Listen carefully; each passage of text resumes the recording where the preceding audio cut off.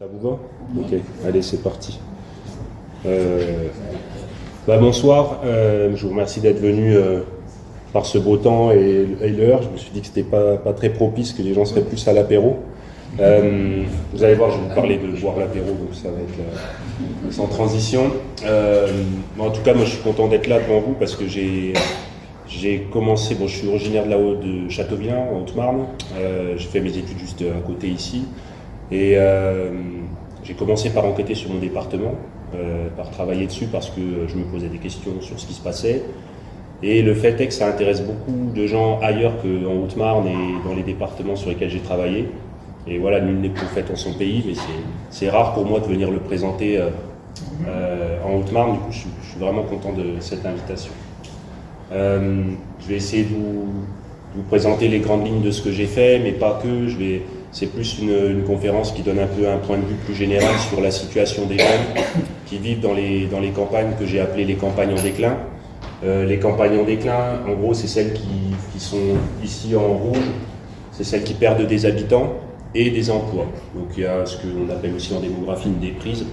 Ici en Haute-Marne, on est le seul département de France qui a perdu des emplois depuis les années 90 de manière constante et qui a connu une baisse de sa population qui a été plus forte ces 20 dernières années que pendant l'exode rural d'après-guerre ou celui de la fin du 19e siècle. Moi quand j'ai commencé ma thèse de sociologie, c'est par ce bout-là que j'ai pris le problème. Essayer de comprendre comment ça se fait que le département perd de la population. Souvent, on peut lire à droite à gauche, le département perd de la population parce qu'il vieillit. C'est un raisonnement un peu tautologique. En fait, il vieillit parce que les jeunes s'en vont, et c'est quand les jeunes sont plus là, de fait, il y a moins d'enfants, il y a le solde démographique, comme on dit, c'est-à-dire le poids des naissances par rapport au poids des décès, il est plus faible. En gros, ce qui fait que vous êtes dans un département en rouge ou au contraire qui reprend, c'est si vous avez ce que les démographes appellent un peu brutalement des femmes en âge de procréer dans votre population. Et spécifiquement, nous, la Haute-Marne, j'ai découvert rapidement qu'on avait un gros déficit de ce type-là, de ce genre de groupe-là. Donc voilà, je ne sais pas, peut-être subventionner les femmes de moins de 45 ans, voilà. Mais en tout cas, c'est à partir de là, en fait, qu'on commence à dire qu'on a un déclin démographique qui va s'accentuer et qu'on peut prévoir à 20 ans qu'il ne va pas se retourner du jour au lendemain en Haute-Marne. Même si, je pense que dans votre entourage, tout le monde a espéré que le Covid, le nouvel exode urbain, les Parisiens qui allaient quitter Paris, qui allaient venir tous s'installer. Bon, en fait, c'est pas trop ça ce qui se passe. Ce qu'on voit là, avec les derniers mouvements de population, qui sont minimes en fait, des villes vers les campagnes, on voit que les ruralités très attractives, qui gagnent des habitants depuis les années 80, continuent d'en gagner de plus en plus, mais que les campagnes en déclin continuent d'en perdre. Donc en fait, la campagne aujourd'hui, ça ne veut plus rien dire, si vous voulez, c'est plus un ensemble homogène en France, alors que ça l'était vachement à l'après-guerre, on va dire. En gros, on a tous toute cette zone, on a l'héliotropisme en France. Vous voyez ce que c'est? C'est les gens, ils veulent habiter près de là où il y a du soleil, là où ça coûte cher aussi du coup. Donc en gros, toutes les zones rurales qui sont situées en bord de littoraux, près des zones montagnardes aussi, gagnent énormément des habitants. Et elles ont aussi tout l'ouest de la France, tout cet espace-là, qui est beaucoup mieux doté économiquement que nous aujourd'hui d'ailleurs, gagne des habitants. Et ce qui se passe, c'est qu'aujourd'hui, il y a 85-90% d'une génération qui a le baccalauréat. Donc quand vous passez le bac, que vous grandissez à la campagne, vous êtes un jeune du coin, vous allez partir faire des études ailleurs. Donc il y a en gros entre un tiers et la moitié, selon les départements, d'une génération qui s'en va faire des études. Sauf que dans les départements où il y a des campagnes attractives, qui sont plus dynamiques économiquement, les jeunes y reviennent s'installer de là où ils sont originaires. Ce qui fait la spécificité de nous, de la Haute-Marne, de la Meuse, des anciens départements de la France industrielle, en fait, c'est très clair. C'est qu'on n'arrive pas, que les jeunes ne reviennent pas.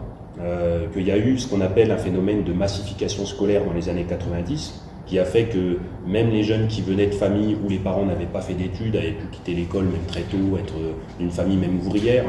Je dis ça parce que la Haute-Marne, avec la Meuse notamment, la Haute-Saône, c'est les départements de France où on retrouve les plus fortes proportions de ce qu'on appelle les classes populaires dans la population, c'est-à-dire des ouvriers, des employés, des gens qui ont des métiers manuels, plutôt physiques, qui se télétravaillent pas, comme on a vu pendant le Covid.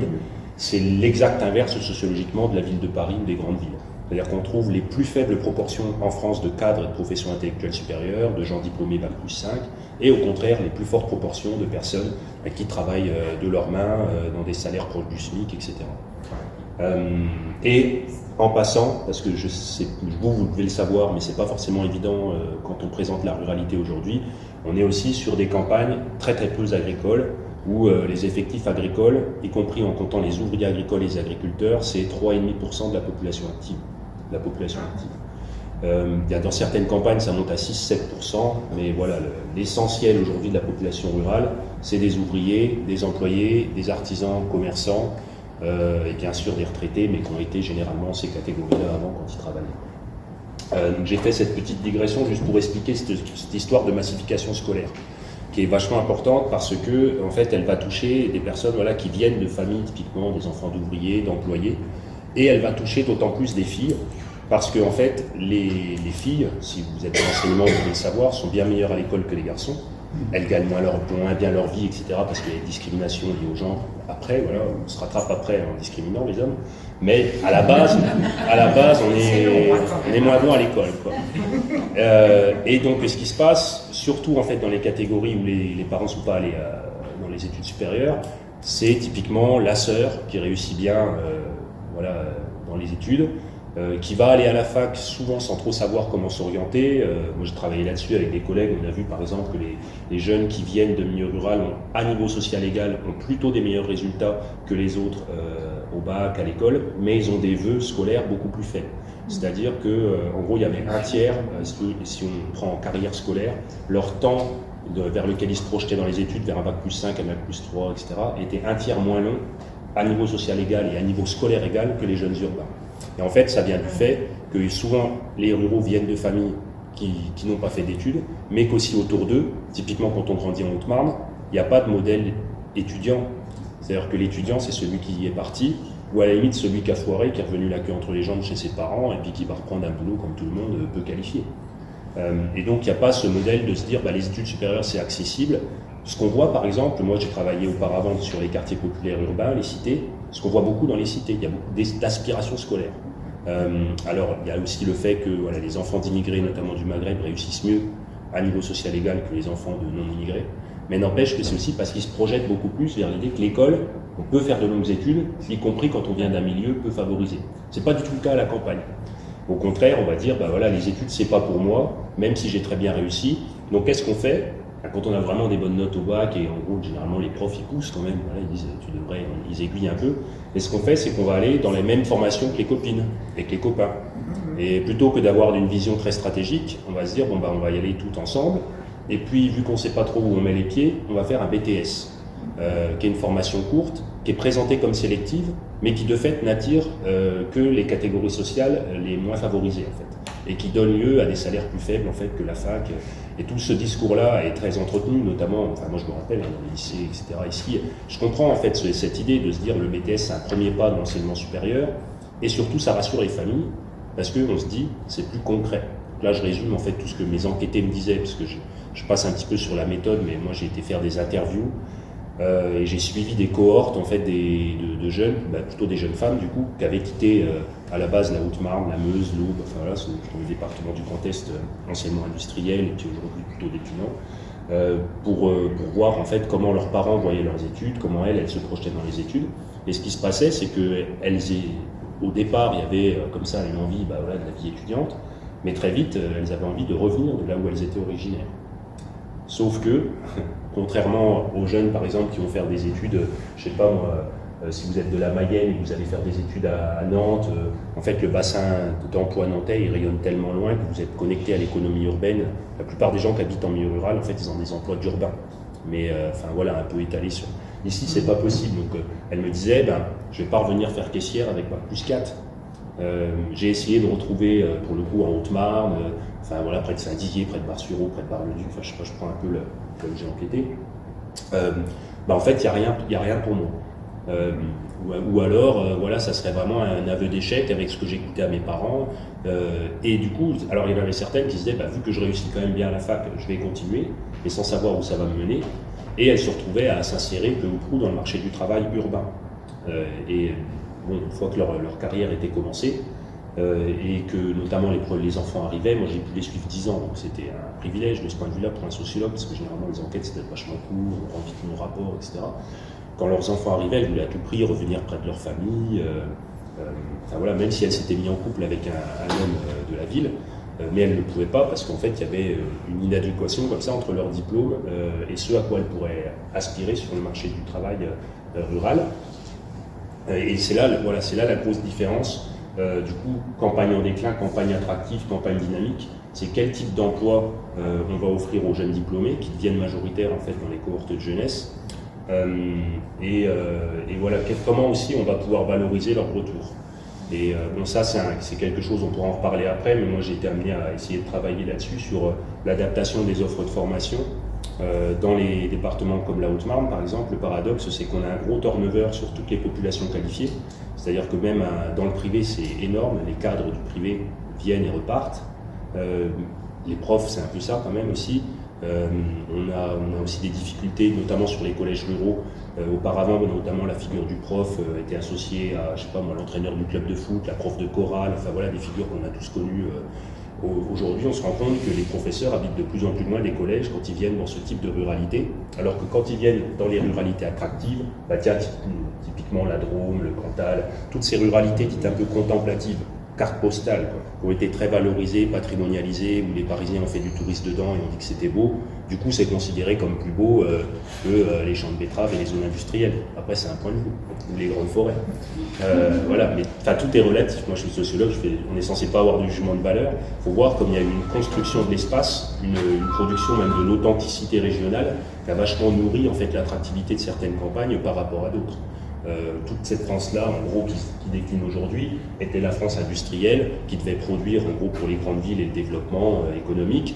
Et puis, une autre France, en fait, était plutôt destinée à des lieux de villégiature, de résidence secondaire.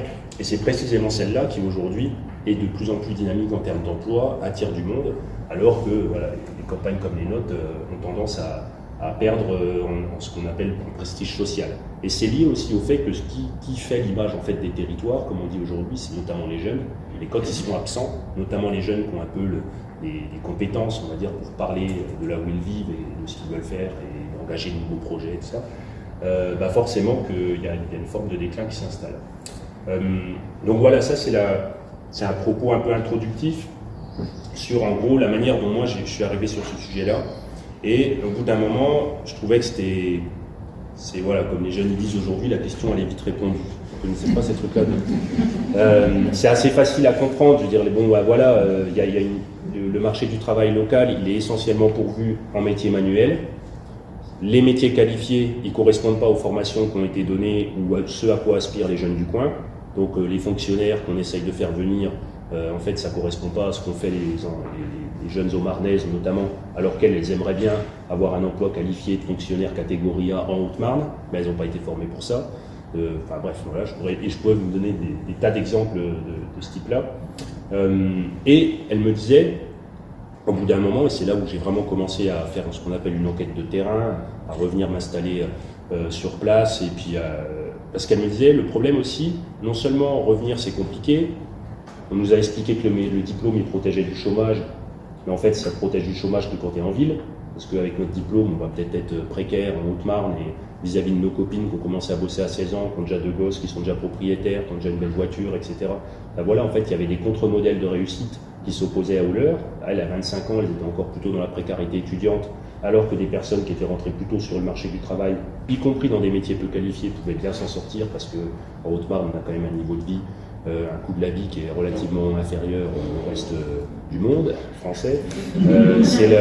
C'était, aux dernières nouvelles, quand je finissais ma thèse, le département de France où le foncier était le moins cher, l'accès à la propriété facilité, et puis en plus, voilà, quand vous habitez ici, non seulement vous achetez moins cher, mais vous avez de fortes probabilités de côtoyer des gens en lien avec la structure de la population, qui sont des ouvriers qui savent retaper des maisons. Donc voilà, vous pouvez en fait accéder à une maison confortable à vraiment moindre coût par rapport à ce que ça va être à la ville et par rapport à l'effort que ça implique. Et aujourd'hui, vous avez dû remarquer, peut-être pour les jeunes générations, l'accès à la maison, à la propriété, c'est devenu quelque chose vraiment d'essentiel. Le slogan de Sarkozy en 2007, je veux faire de la France une France de propriétaires, ça a vraiment en fait pris vraiment fondamentalement dans la population, et c'est pour ça aussi qu'on a une hausse des prix de l'immobilier, c'est que tout le monde veut être propriétaire. Allumer les émissions de Stéphane Plaza là, sur M6, un truc ça passe toute la journée, vous ne pouvez pas le rater, c'est tout le week-end, il n'y a que ça à la télé. Et en fait, à chaque fois qu'il y a un couple, en gros, même de biactifs à peine au-dessus du SMIC, tout le monde veut une maison sans vis-à-vis à la campagne. Là, dans la dernière enquête qui a été faite à l'échelle nationale, c'est 96% des Français souhaitent habiter en maison, dans un pavillon, enfin voilà, quand on leur dit avec le jardin, etc. Et donc après, on se rend compte que là, c'était 80 et quelques % souhaiteraient, s'ils le pouvaient, vivre à la campagne.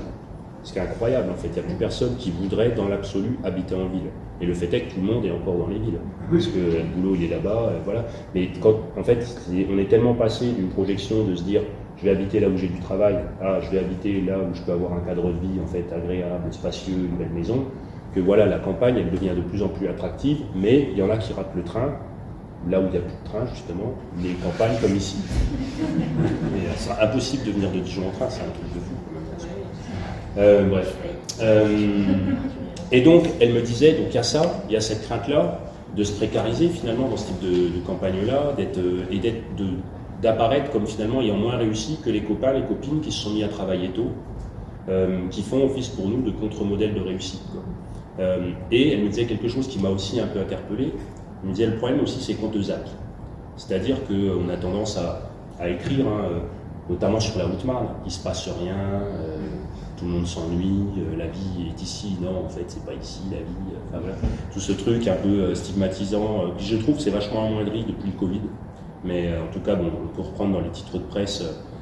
Moi, je me rappelle d'un article de Rue 89, qui était un journal en ligne, qui est associé à l'Obs maintenant, qui avait titré « Dans ces villages de Haute-Marne, on vote FN et on ne s'aime pas ». C'était le titre de l'article. Vote FN, on ne peut pas leur donner tort.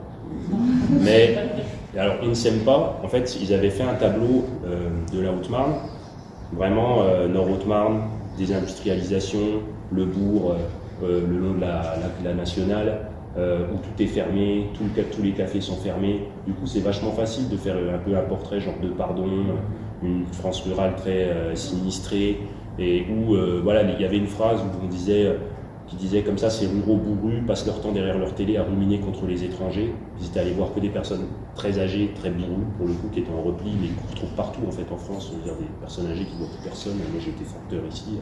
Il y a beaucoup de vieux, même à la campagne, qui ne voient personne de fait, sauf quand on rapporte les médicaments au courrier. Et du coup, bon, voilà, ils avaient un peu donné du grain à moudre finalement à cette vision misérabiliste d'une France rurale réactionnaire, fermée sur le monde, et puis très prise par un individualisme, une forme de repli. Vous avez beaucoup ça, si vous vous êtes intéressé peut-être à ça, dans les théories de la France périphérique. C'est un bouquin qui a eu beaucoup de succès en 2012. Moi, j'avais déjà commencé mes travaux, mais c'est vrai que ça a vraiment changé. Pour le coup, moi, ça m'a donné de la visibilité sur un sujet, la ruralité, tout le monde s'en foutait, quoi. Et là, il y a eu en fait une prise de conscience par les hommes politiques, qui se sont mis à en parler beaucoup, et les médias, avec ce spectre de la France périphérique, qui est une théorie qui dit qu'en fait, la France est coupée en deux entre les bobos des villes et les petits blancs, parce que c'est une théorie un peu racialiste, quoi, qui racialise, on va dire, les gens. Les petits blancs qui seraient repliés sur eux-mêmes à la campagne et en proie à l'individualisme et qui seraient même plus foutus de se fréquenter entre voisins, alors qu'il n'y a plus qu'eux en fait, dans des villages où tout a fermé. Enfin, vous voyez le tableau un peu.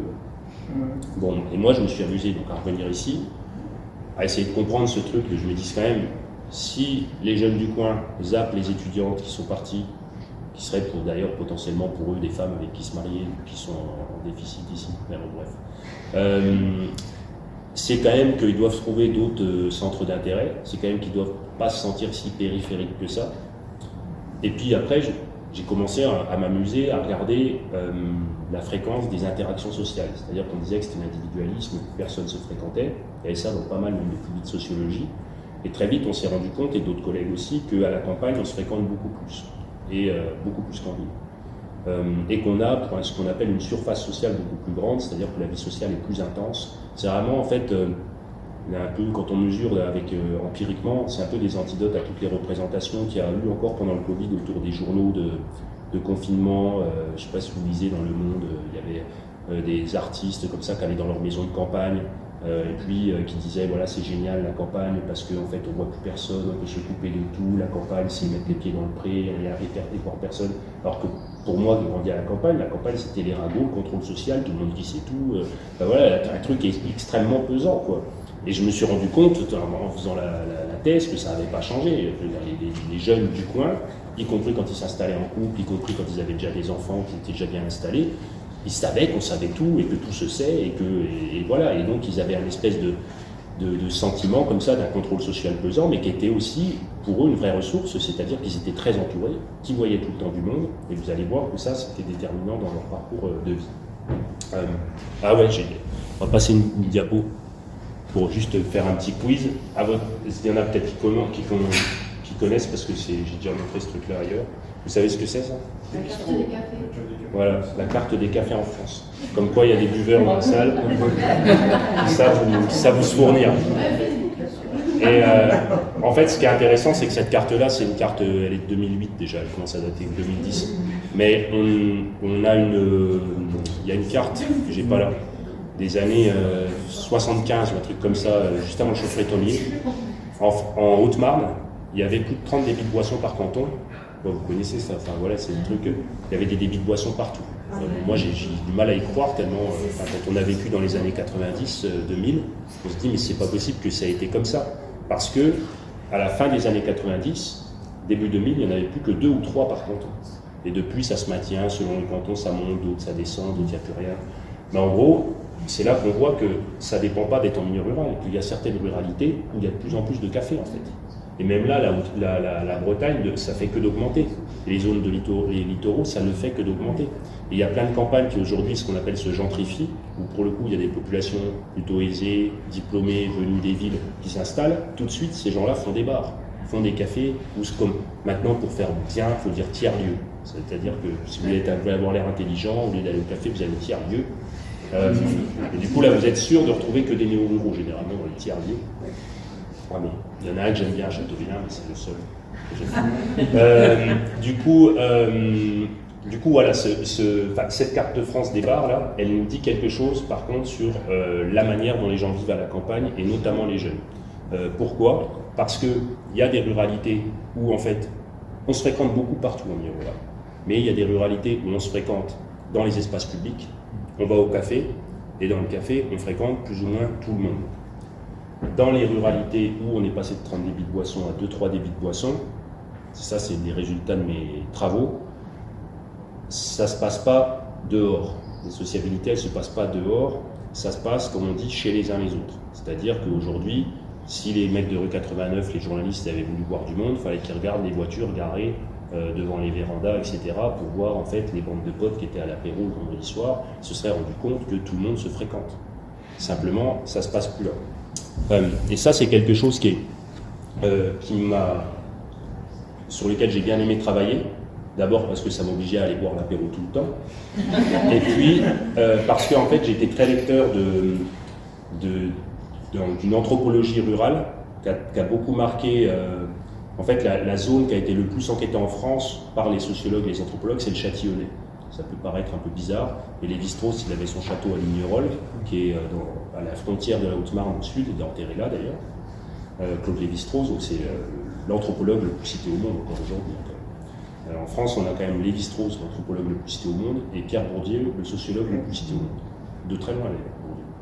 Et bref, on n'a pas tout à fait conscience, je pense, du patrimoine qu'on a scientifique du côté des sciences humaines, mais c'est assez fort. Du coup, Lévi-Strauss, quand il n'avait plus l'âge d'aller au Brésil, notamment que sa femme avait plus l'âge, parce qu'en fait c'était sa femme qui allait voir les populations loin dans le Brésil, puisque lui il avait un peu... bref, il faisait plus l'anthropologue de cabinet, comme on dit, il analysait les données après. Et en fait, il a envoyé des doctorantes à lui, des étudiantes à lui, sur le Châtillonnais, notamment à Minot, petit village de Minot, vous voyez. Vous passez, vous allez à Dijon, vous pouvez couper par là, ça. Bref. Et donc, elles avaient étudié ces populations-là comme ils allaient étudier les Papous en Nouvelle-Guinée. C'était vraiment appliquer des méthodes où eux, ils avaient la vision que c'était une civilisation de jadis appelée à disparaître. C'était ça la définition. Que, en gros, dans 30 ans, il n'y aurait plus personne dans ces espaces-là, où ce qui resterait, en fait, c'est des gens qui sont complètement urbains, mais vivant là, tout en ayant un mode de vie complètement urbain. Et voilà, Donc ils travaillaient sur la disparition des accents, des patois, qui ont vraiment disparu, on peut pas dire que voilà. Donc ils ont fait une espèce de muséographie, ils ont tout enregistré, ce qui restait encore des survivances dans le temps. Et il y en a une, parmi eux, Françoise Zonabed, qui avait un peu un œil sociologique vraiment plus aiguisé, qui voulait étudier quand même ce qui se passait encore, plutôt que d'aller voir que des petites mamies qui avaient une bonne mémoire, et puis qui racontaient toute la vie du 19e siècle. Et donc elle décrit, en fait, elle s'est mêlée à des groupes d'hommes. Donc là, c'était des hommes qui travaillaient dans les usines du coin. Et elle a décrit comment, c'était des jeunes ruraux, en fait, déjà, c'était des gars qui avaient 25-30 ans. Qu'est-ce qui se passait? Et elle décrivait ce phénomène de l'embuscade, vous avez peut-être déjà lu, du coup, ça fait longtemps que c'est projeté, donc je ne relis pas, mais qui était un moment où on arrivait chez les gens, un peu bourrés, on forçait la porte du foyer, la patronne, enfin là, elle n'était plus la patronne, mais normalement, on ne rentrait pas dans les foyers conjugaux. C'était quelque chose qui était séparé du café. Les hommes, ils ne se pointaient pas comme ça pour boire chez les gens. On se rencontrait dans les cafés et il y avait en fait une séparation, un cloisonnement comme ça des mondes qui était assez fort au début des années 60, soit des années 60. Ça part en 82, mais l'enquête est faite. Et donc ce qui se passait, c'est que on allait chercher l'homme, on faisait une espèce de charivari, on descendait à la cave, on prenait de l'agneau, etc. Et on allait comme ça, de conjoint en conjoint, pour foutre un peu le bordel dans tout le village. Et c'était quelque chose qui était très connu, qui s'appelait l'embuscade. Et aujourd'hui, ce que j'ai expliqué là-dedans, c'est le bouquin que j'ai tiré de cette enquête-là, ce qui reste là. Et ce que j'ai expliqué, c'est qu'en fait, l'embuscade, qui est un terme qu'on emploie beaucoup aujourd'hui, on dit tomber en embuscade quand, inversement, l'hôte, en fait, chez qui vous passez boire l'apéro, il vous a tellement bien servi à boire que vous repartez les quatre fers en l'air, vous ne repartez pas, et que du coup, c'est un gage d'avoir été bien reçu chez quelqu'un, etc. Donc le foyer, qui était quelque chose de replié avant, de fermé, où on distinguait bien le travail, le café, le foyer, là, il était complètement mêlé, on reçoit les groupes d'amis à l'intérieur, et d'ailleurs, on se dit qu'on se fréquente chez les uns les autres. Et pourquoi je repasse là-dessus, c'était là où en fait j'ai commencé à comprendre qu'est-ce qui se passait, c'est-à-dire pourquoi mes étudiantes elles avaient été zappées. C'était qu'on m'expliquait l'intérêt en fait de recevoir à la maison. Moi je leur disais pourquoi vous n'allez plus au café, bon, parce que c'est les vieux machin, pourquoi vous n'allez pas plus dans les espaces publics, etc. Parce qu'au moins chez nous on peut dire ce qu'on veut. Et puis on fait le tri. Ça veut dire quoi faire le tri? C'est y aller, salut, ça va. Des gens du coin qu'on est bien obligé de croiser, ceux qu'on voit, où on voit toujours les mêmes têtes, etc. Et les vrais potes sur qui compter, c'est ceux qui passent le palier de la porte. Bon, des fois, il y en a un qui est un peu moins proche que d'autres, mais en gros, il est ramené par un des leurs. Et donc, on avait en fait une espèce de sociabilité où il y avait d'un côté, j'avais un peu formalisé ça, les traits, je vais vous expliquer. En gros, ça, c'est tous mes enquêtés, comme on dit. Donc là, j'ai réduit à 120 et quelques personnes, mais j'avais à peu près 200 personnes que je suivais régulièrement. Là, ils n'étaient pas tous sur les mêmes cantons. Et ce qui était marrant, c'est que je travaillais sur 3 départements. Et vu que c'est peu peuplé, ils se connaissaient quasiment tous entre eux. Donc là, ceux-là, vraiment, ont tous des liens entre eux. Ce sont tous déjà au moins serrés la main, passer une soirée ensemble, etc. Et donc ça, c'était sur une semaine, avec à partir d'un questionnaire, je leur demandais qui ils avaient vu. En fait, on se rend compte qu'ils se croisent, que les gens se croisent, se saluent, ont une interaction dans la semaine. Donc on peut croire, comme l'expliquaient les anthropologues que je vous ai cités avant, qu'il y a une communauté villageoise, c'est-à-dire que le village, ça fait communauté, que voilà, tout le monde se connaît, les gens sont un peu interchangeables, on va chez les uns, on est avec les autres, etc. En fait, non. Quand on s'intéresse à qui va boire l'apéro chez qui, alors là, d'un seul coup, ce qui apparaît, c'est un peu technico-scientifique, là ce que je fais, c'est des études de réseau, c'est pour modéliser un peu empiriquement les observations que je fais. On se rend compte qu'il y a des clics très marqués et que en fait, ceux qui passent le palier de la porte, c'est pas les mêmes que les salut ça va, que le tri il a vraiment été opéré. Et c'est très important de comprendre ça parce que j'y reviendrai après. Selon en fait les groupes, on ne retrouve pas les mêmes profils sociaux et on retrouve en fait une espèce de dynamique de groupe où non seulement dans les bandes de potes, les gens vont avoir par exemple leurs enfants au même moment. Ils vont accéder à un logement au même moment, en s'aidant les uns et les autres pour trouver une maison à la retaper notamment, en s'aidant à garder leurs enfants aussi.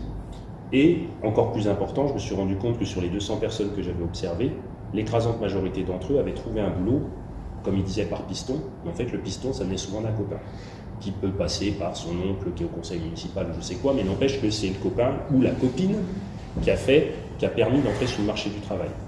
Et dans un secteur où, comme je vous disais, on est sur un marché du travail atone depuis les années 90 en Haute-Marne, on perd de la population, mais on perd encore plus d'emplois. C'est pour ça que le chômage augmente quand même un petit peu, même si on est un des départements de France où il augmente le moins, parce que les jeunes se barrent, forcément, il y a moins de demandeurs d'emploi, mais il n'empêche que ça diminue.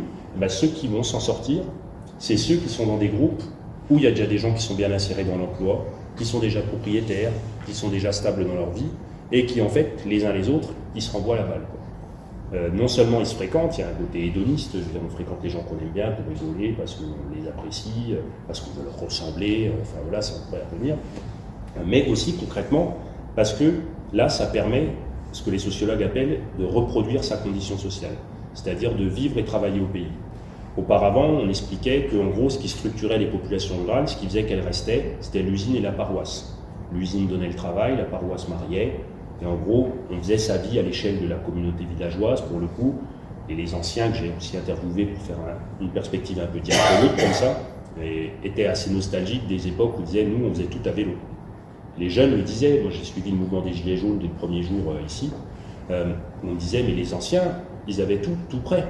Nous, on est obligé de prendre la bagnole, prendre la 4 voies pour aller bosser dans le nord de la Haute-Marne, même si on habite à l'ouest de la Haute-Marne, etc., ou à l'est de la Haute-Marne. Et donc c'est quelque chose en fait qui était lié à un écroulement. Pourquoi on est obligé d'aller tout faire plus loin? Parce que les structures qui encadraient auparavant toute la vie rurale, elles ont périclité. Elles étaient liées aux usines, elles étaient liées aux petits commerces. On dit qu'un emploi dans l'industrie perdu, c'est 3 emplois dans l'économie réelle perdue. Donc voilà, en fait, ici on est dans un espace rural qu'on appelle dense, enfin pas dense mais groupé, d'habitat groupé, où c'est des petits bourgs en fait. Il n'y a pas vraiment il y a des petits villages, des petits hameaux de ci, de là, mais on est plutôt quand même dans des espaces assez denses, où il y a, tout ça en fait ça a perdu de son sens quand il n'y avait plus d'emplois locaux. Et si vous regardez un petit peu même la géographie de la Haute-Marne ou d'autres départements autour, les villages anciennement les plus peuplés, aujourd'hui ont un centre qui se délabre, qui peut même, des éboulements, etc., avec parfois une stigmatisation aussi des centres-bourgs, parce que c'est là que se concentre la pauvreté, les gens sans emploi, donc en gros ceux qu'on appelle les cassos dans la vie courante, on va les retrouver dans les centres-bourgs. Et puis les jeunes respectables, qui veulent faire bien, qui ont beaucoup de mépris, notamment pour ceux qui ne travaillent pas, qui vont se retrouver dans les bandes de potes comme ça où ça marche bien, eux ils vont habiter à Tréfouilly-les-Oies, l'ancien, ça ils s'en veulent pas, du centre-bourg, ils vont habiter à Tréfouilly-les-Oies, le Haut, ou Ouest, ou Nouveau, où on retrouve en fait tous les nouveaux pavillons qu'on a construits soi-même, avec les haies, etc., avec un grand mur devant, comme ça se fait beaucoup aujourd'hui. Donc voilà, en fait, ça a changé en fait la structure de la vie sociale, le paysage et la manière en fait de refaire sa vie au pays. Et ceux qui, paradoxalement, étaient amenés à quitter la Haute-Marne ou la Meuse sans diplôme, ce qui est normalement pas logique, c'est-à-dire qu'on vit d'autant plus loin de chez ses parents qu'on n'est plus diplômé. Normalement, si on n'a plus de diplôme, on va plutôt rester vivre près de chez ses parents. Si vous voulez garder vos gamins près de vous, il faut mieux leur dire d'arrêter l'école que d'aller à l'école. C'est vrai qu'on n'y pense pas, mais c'est quand même... quand on vient d'ici, c'est quand même par là qu'on passe. Qu'est-ce que vous voulez dire? Du coup, ça m'a perturbé cette histoire. Ouais, non, mais après, j'ai dit un truc sur les... on vit d'autant plus loin de chez ses parents qu'on a un diplôme. Et bref, c'est pas grave. Ça me fait ça une fois par speech. C'est la... Ouais. C'est à cause de mon bébé qui dort. Et donc... Ah oui, voilà, c'est ça. Heureusement que j'ai un truc.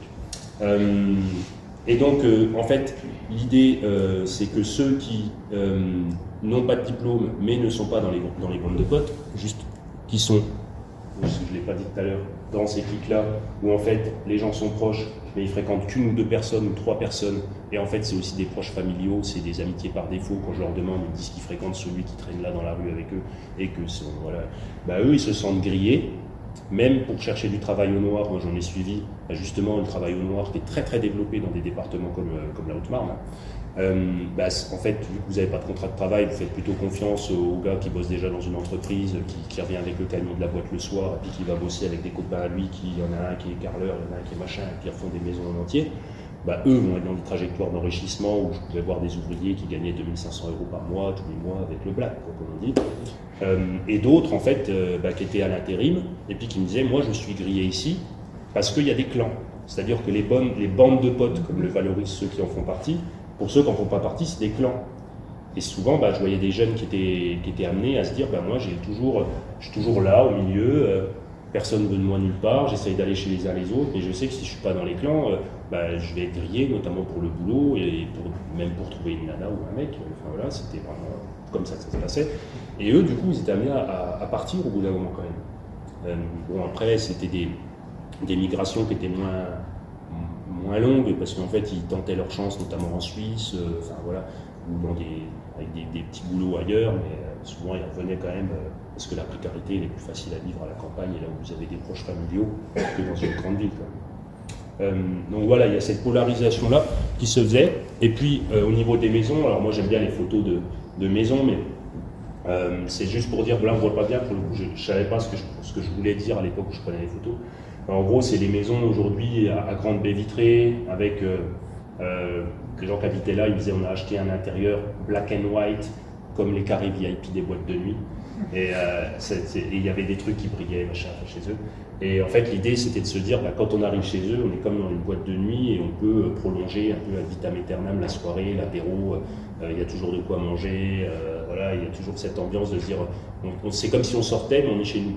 Et puis ça arrange aussi parce que, notamment dans des coins comme ici, quand il y a une école de gendarmerie, si vous voulez prendre la voiture en ayant bu un peu, ça ne dure pas longtemps, le permis de conduire. Donc il y a toute cette opposition entre en gros les vieilles maisons ouvrières un peu calfeutrées avec des fenêtres serrées, avec aujourd'hui la norme du pavillon très ouvert où on montre qu'on reçoit. C'est plus le foyer fermé sur les autres, c'est regardez comme je suis un bon hôte, il y a du monde chez moi à l'apéro tout le temps. Et ces personnes-là qui sont celles qui invitent, c'est celles qui sont les plus gros ronds là, Émile, voilà, c'est pas grave, je ne dis pas tous les noms aussi. Puis en plus je suis à Chaumont, donc c'est mais n'empêche que voilà, il y a un côté où plus vous avez une surface sociale comme ça, généralement, plus vous êtes installé, alors même qu'on est là sur des personnes qui sont rentrées tôt sur le marché du travail, sans diplôme, mais qui du coup vont avoir des situations très inégales, alors même que de loin, pour un sociologue, on dirait qu'ils font partie des mêmes classes sociales, et de fait, il y en a qui s'en sortent très bien avec des belles maisons, des piscines que les copains ont construites, et d'autres en fait qui galèrent. Et c'est lié en fait à leur inscription dans ces sociabilités-là, parce qu'elles leur ont amené certaines positions au travail, elles leur permettent de bénéficier de certains services, etc. Et donc voilà, les maisons commencent à... Là on est plutôt chez des gens plus précaires, mais par contre ce qui m'a plu, donc là on est sur un logement vraiment tout petit, tout exigu, alors même qu'on est vraiment dans un coin qui coûte pas cher, et ils n'arrivent pas à se loger, ils n'arrivent pas à accéder à la propriété. Donc, ce qui est intéressant dans des coins comme la Haute-Marne ou la Meuse notamment, c'est que d'un côté, ceux qui vont être propriétaires se font très vite des belles maisons, et les logements à louer sont relativement pourris. Donc vous avez en fait, on me disait, t'es locataire, t'es pas chez toi, mais c'est aussi t'es locataire, t'es pas encore quelqu'un, t'es pas encore un adulte, t'es pas encore posé. Les couples par exemple se disent on vivra ensemble quand on pourra acheter. Voilà, sous-entendu, après rester ici, ça impliquera d'avoir acheté, d'autonomiser sa vie, c'est aussi de se dire d'être propriétaire. Et ce que j'aimais bien, c'est qu'il mettait en avant, en fait, il y avait la grande plaque qu'on voit beaucoup maintenant, à la campagne, vraiment, c'est pas partout comme ça, chez les jeunes, des photos de toute la bande de potes, des amis. Souvent, on dit qu'on affiche le capital culturel, c'est-à-dire ce dont on est fier d'avoir appris, de mettre en avant. Donc, quand vous allez chez un prof, par exemple, il va y avoir des tableaux au mur, voilà, on montre qu'on s'y connaît un peu en peinture, ou je sais quoi, c'est le capital culturel objectivé, comme on dit. Et là, en fait, c'est le capital, c'est votre capital social, et vous l'affichez, en fait. C'est le fait d'avoir des potes. Et quand on vient chez vous, même si vous avez une maison, c'est un peu la galère, pas trop de fric, on voit que vous êtes bien entouré, que vous êtes du coup quelqu'un qui est valorisé. Et généralement, être valorisé, être bien entouré, dans des contextes comme ici, où plus vous allez dans les cantons et les bourgs où il y a moins d'emplois, plus c'est stigmatisant de ne pas avoir d'emploi, plus il y a cette idée qu'aujourd'hui il y a plein de cas sociaux, etc. Enfin, je vous résume la phrase certainement la plus commune que j'ai entendue durant toutes mes années d'enquête, pour décrire la campagne et pas que la Haute-Marne. Si vous dites que vous êtes bien entouré, c'est que vous êtes quelqu'un de respectable, qui est pas feignant, qui est aussi sympa à côtoyer, voilà, qui potentiellement est mariable, pas immariable, c'est mieux, voilà. Donc forcément que c'est quelque chose auquel vous tenez, mais c'est pas des stratégies conscientes que les gens font. Enfin, j'ai eu dans des entretiens des gens qui me disent moi je reste ici pour mes potes, je fais passer les potes avant tout, même si j'ai 2 gamins, etc. Quand mon gamin est né, on passe à l'hôpital, mais après on part 2 jours avec les potes, etc. Bon, ça c'est les mecs. Parce que c'est vraiment, je pourrais revenir après, parce que là j'ai pas le temps, ça va faire 40 minutes, je vais bientôt conclure. Mais il y a une grosse inégalité de genre en fait, dans cette valorisation par les bandes de potes. Pourquoi? Parce que le marché du travail rural, il est aussi très inégal pour les filles et les garçons. Les filles de moins de 35 ans sont 2 fois plus au chômage que les jeunes de moins de 35 ans dans un département comme le nôtre. Donc forcément que ça se retrouve, notamment, et les salaires aussi sont moins grands, c'est-à-dire qu'une fille qui est en gros dans les métiers d'exécution va être dans le care, c'est-à-dire dans le service à la personne, qui est le secteur le plus précarisé en France. Il y a beaucoup de personnes âgées, donc il y a beaucoup d'emplois là-dedans pour les jeunes du coin, mais n'empêche que c'est très précaire, alors qu'un garçon qui bosse dans le bâtiment va dégager beaucoup plus un salaire beaucoup plus conséquent, sans compter qu'il peut faire du travail au noir à côté. Enfin voilà, en gros il y a ces oppositions-là, et quand vous êtes en fait comme ça dans des inégalités structurelles, il y a de grandes chances que les couples ils se forment avec une fille qui est beaucoup plus jeune que son futur mari, conjoint.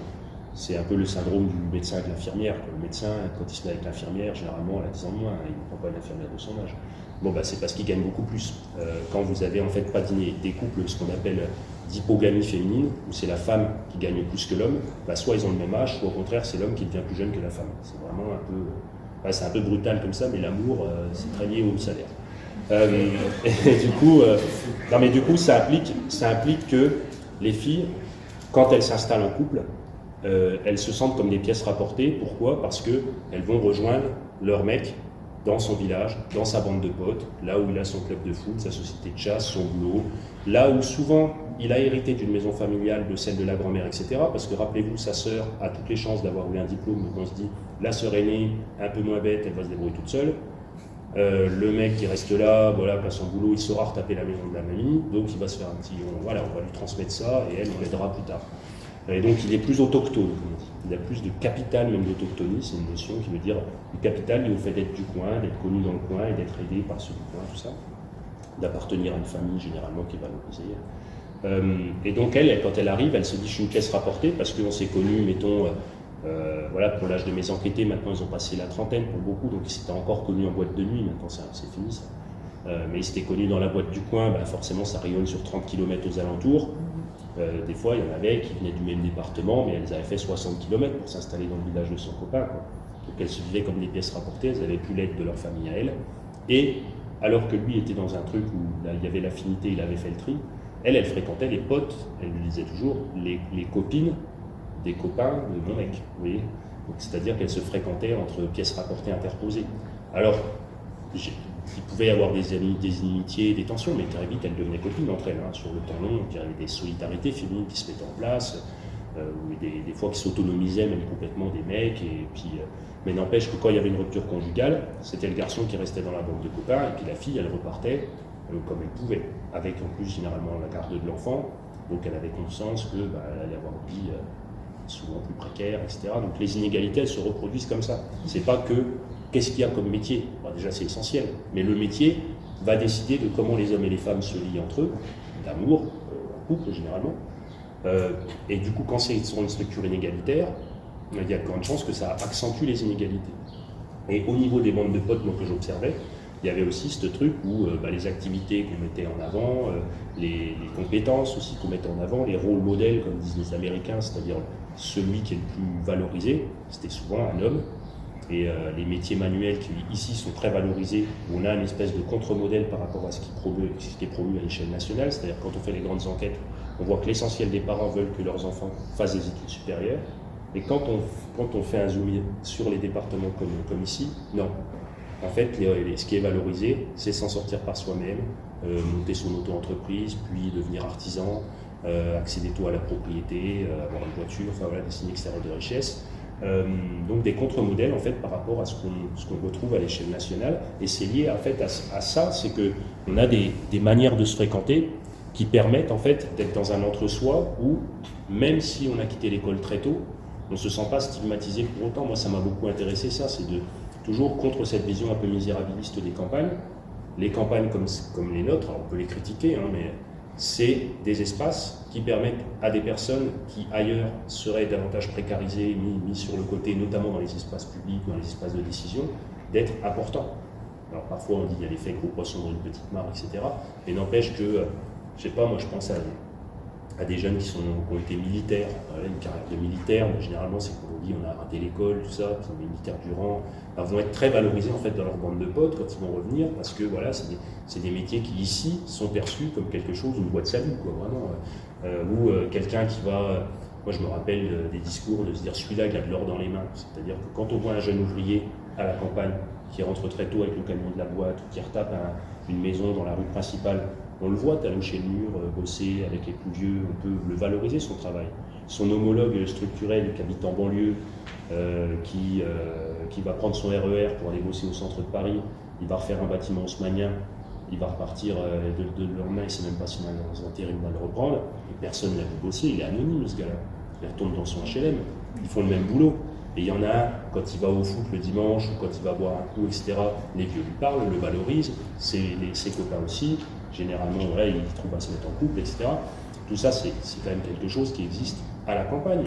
J'ai vu par exemple des trajectoires, une vendeuse en boulangerie qui se présente dans une élection politique, dans une élection municipale, qui est jeune, voilà, qui est peu diplômée, enfin elle a un petit diplôme, mais voilà. Mais parce que en fait, depuis sa boulangerie, elle était vachement valorisée, comme elle a la tête bien faite, elle est aimable, elle a été jolie, etc. Donc tout ça c'est important aussi. Considérée comme jolie, voilà, tout ça est relatif encore. Les normes, on s'est un peu intéressé à ça, mais les normes vestimentaires, de qu'est-ce que c'est une belle femme, ça varie aussi de la campagne à la ville. Enfin, en fait, ça varie selon les classes sociales. Voilà, c'est là où c'est un peu toute la question de recherche qu'il y a derrière. Je vais un peu conclure là-dessus. Quand on se demande est-ce que la campagne c'est différent de la ville, en fait ce qui est différent c'est ce qu'on appelle la morphologie sociale locale, c'est-à-dire quels groupes sociaux sont en présence et se fréquentent. Quand vous avez là, comme je vous disais, peu d'étudiants, peu de diplômés, qu'on valorise les métiers manuels, les personnes, les corps des personnes, ceux qu'on va trouver bien, ceux qu'on va trouver sympas, etc., sont ceux qui généralement appartiennent au groupe majoritaire, au modèle qu'on retrouve le plus. Et aussi d'où on voit des formes un peu d'ascension sociale qui peuvent partir de là. En se disant, ici, tu peux partir sans diplôme et finir par être le plus gros artisan du coin, t'as le gros 4x4, etc., qui est patron d'une chasse ou je sais pas quoi. Donc voilà, ça c'était le truc de la place de l'apéro. Je passe ça parce que c'est trop compliqué. Voilà. Moi j'avais mis des références, mais moi j'avais fait tout un truc trop long. Beaucoup trop long, vraiment trop long.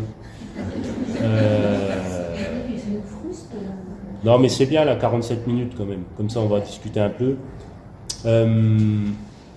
Voilà, je reste comme ça c'est de la bibliographie, et après si vous voulez, si vous avez un mail, une liste de diffusion, je vous enverrai, parce que là je m'appuyais pas, j'ai fait un peu un cours, en fait il y a des trucs, c'est moi c'est mes travaux, d'autres trucs c'est les travaux des collègues, et voilà. J'aimerais bien prendre à César. Je vous enverrai du coup si ça vous intéresse. Surtout qu'aujourd'hui, en sociologie, il y avait très très peu de travaux en fait, sur la ruralité, sur les jeunes ruraux. Et là, c'est vraiment en pleine explosion. Il y a vraiment une grosse dynamique. Moi là, j'encadre 2 thèses là-dessus. C'est vraiment tout nouveau. C'est plutôt bien. Donc voilà, il y a beaucoup de zones d'ombre qui vont être éclaircies un petit peu. Bon on peut discuter du coup. Merci beaucoup.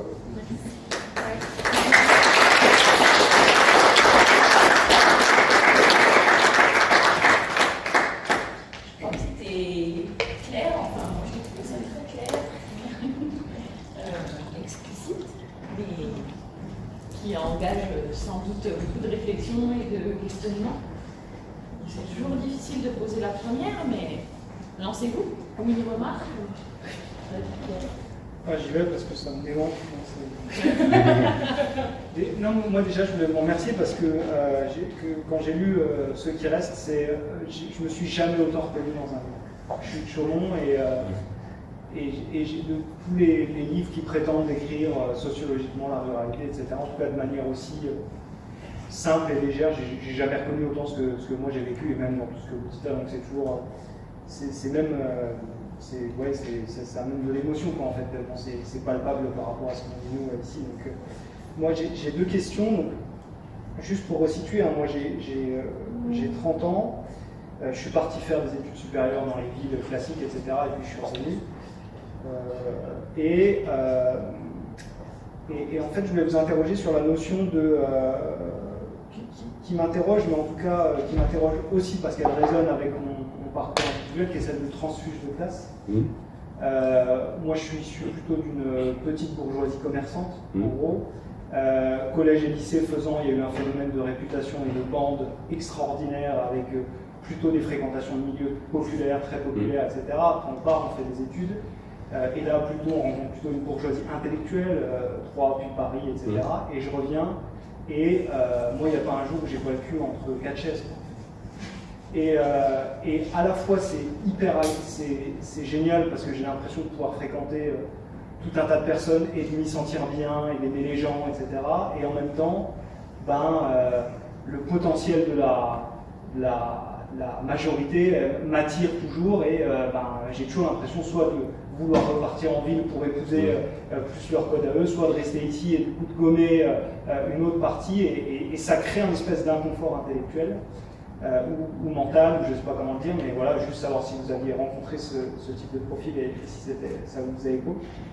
Et puis juste rapidement une deuxième question sur ce que peut le politique institutionnel, j'entends, hein, dans ce phénomène de revenir à la campagne, parce que moi j'avais deux exemples en tête, hein, mais de gens, un plutôt caché et un autre qui s'en cache moins, mais qui disent ouvertement, voilà, presque qu'il faudrait revenir à la campagne. Donc Christophe Nulic, vous disiez la France périphérique, et puis moi j'avais lu aussi le livre de Patrick Buisson, la fin, je ne sais plus comment ça s'appelait d'ailleurs.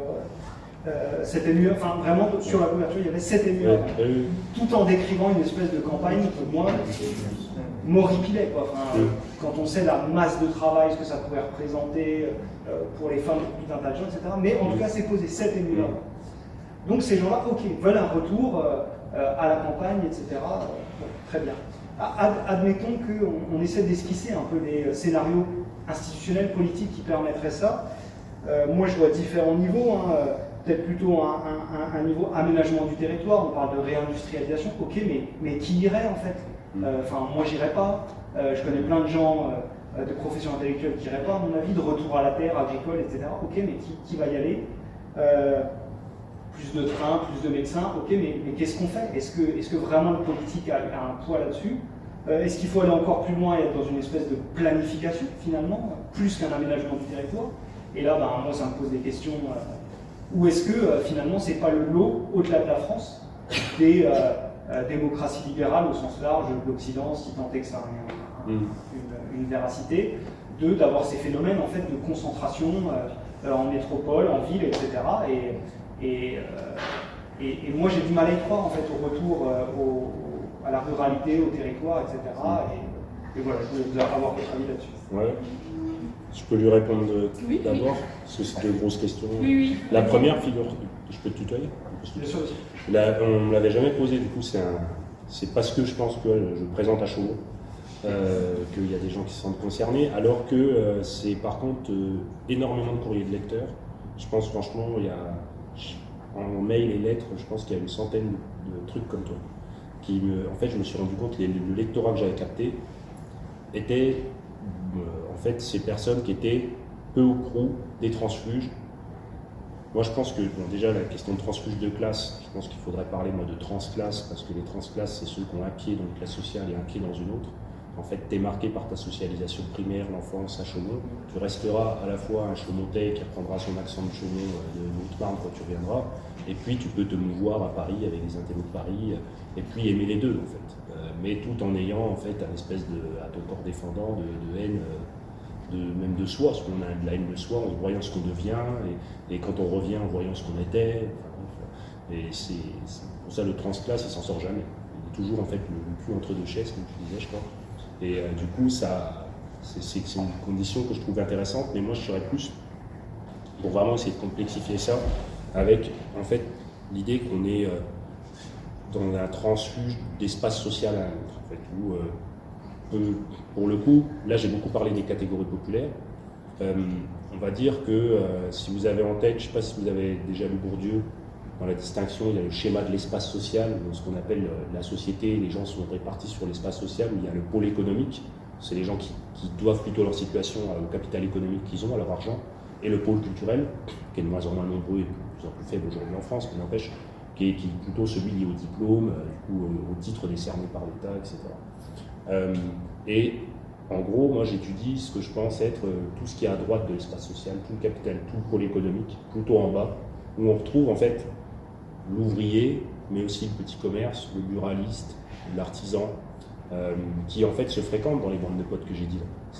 C'est des bandes de potes déjà transclasses, où en fait ce qui les réunit, c'est que ils ont conscience qu'il y a des gros écarts de salaire entre eux.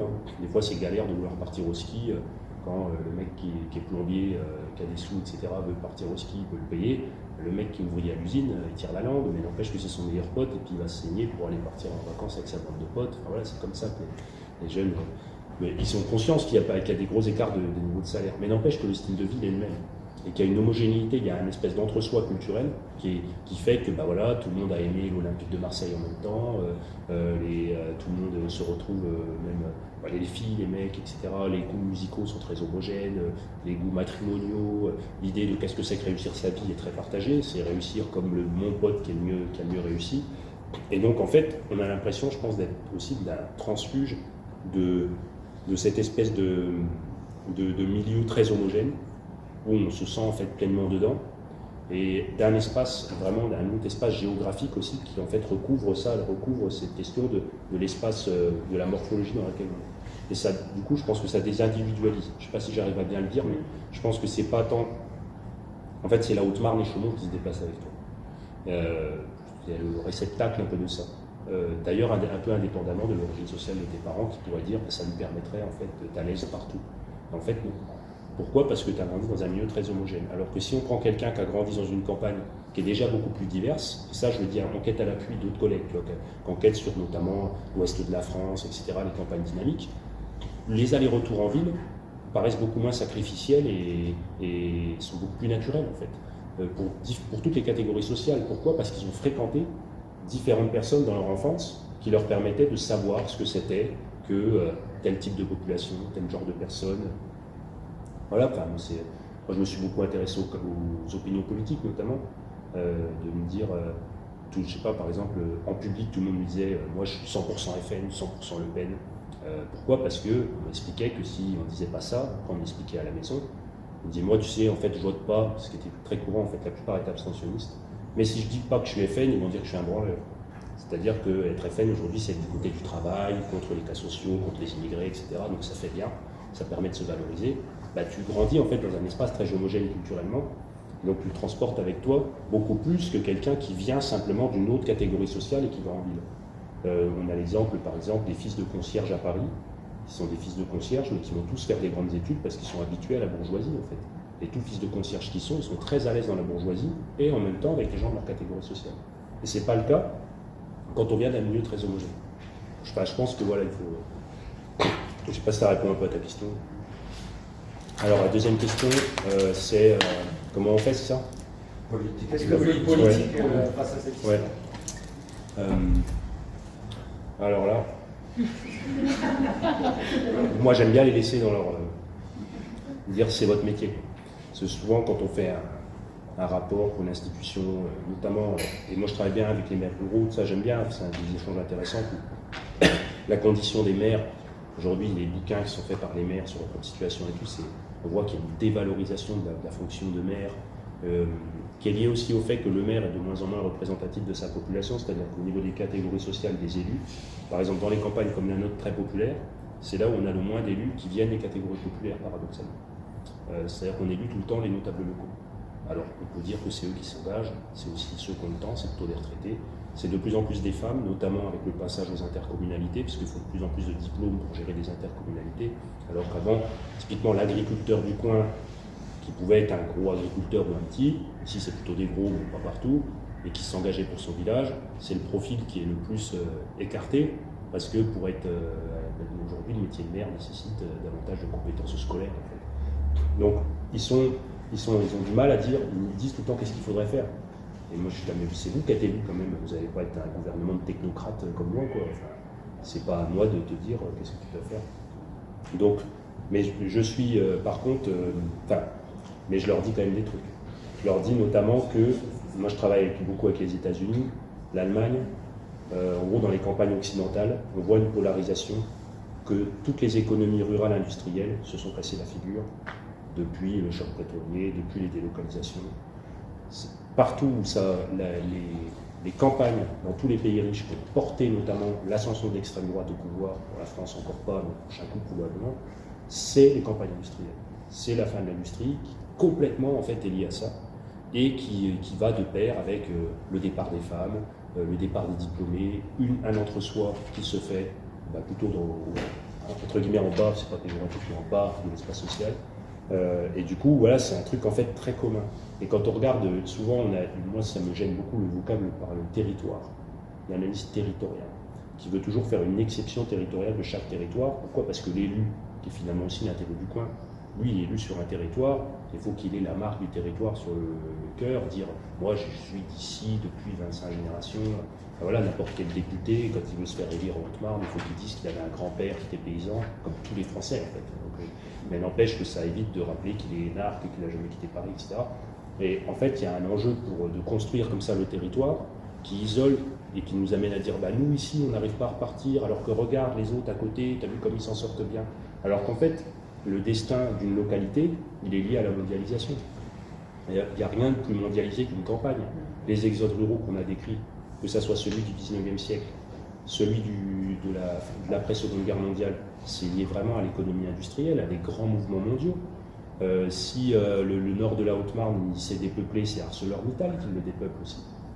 Il y a des tags avec écrit ça à l'Indien quand tu arrives vers là où j'enquêtais, par exemple. Enfin, les gens savaient où ça se situait, ce qui changeait leur vie.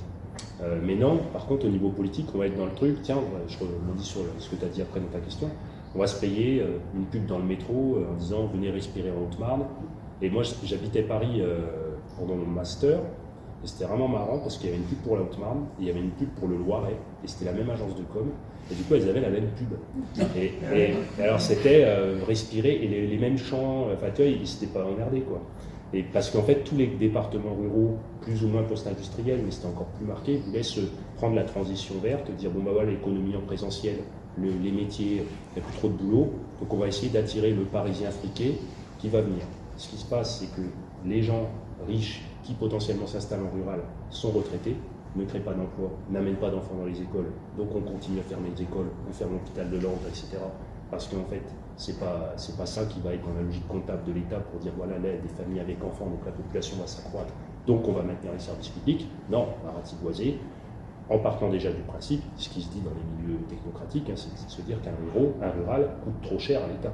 C'est-à-dire que par habitant, en fait, le taux d'équipement est plus élevé en fait, en rural.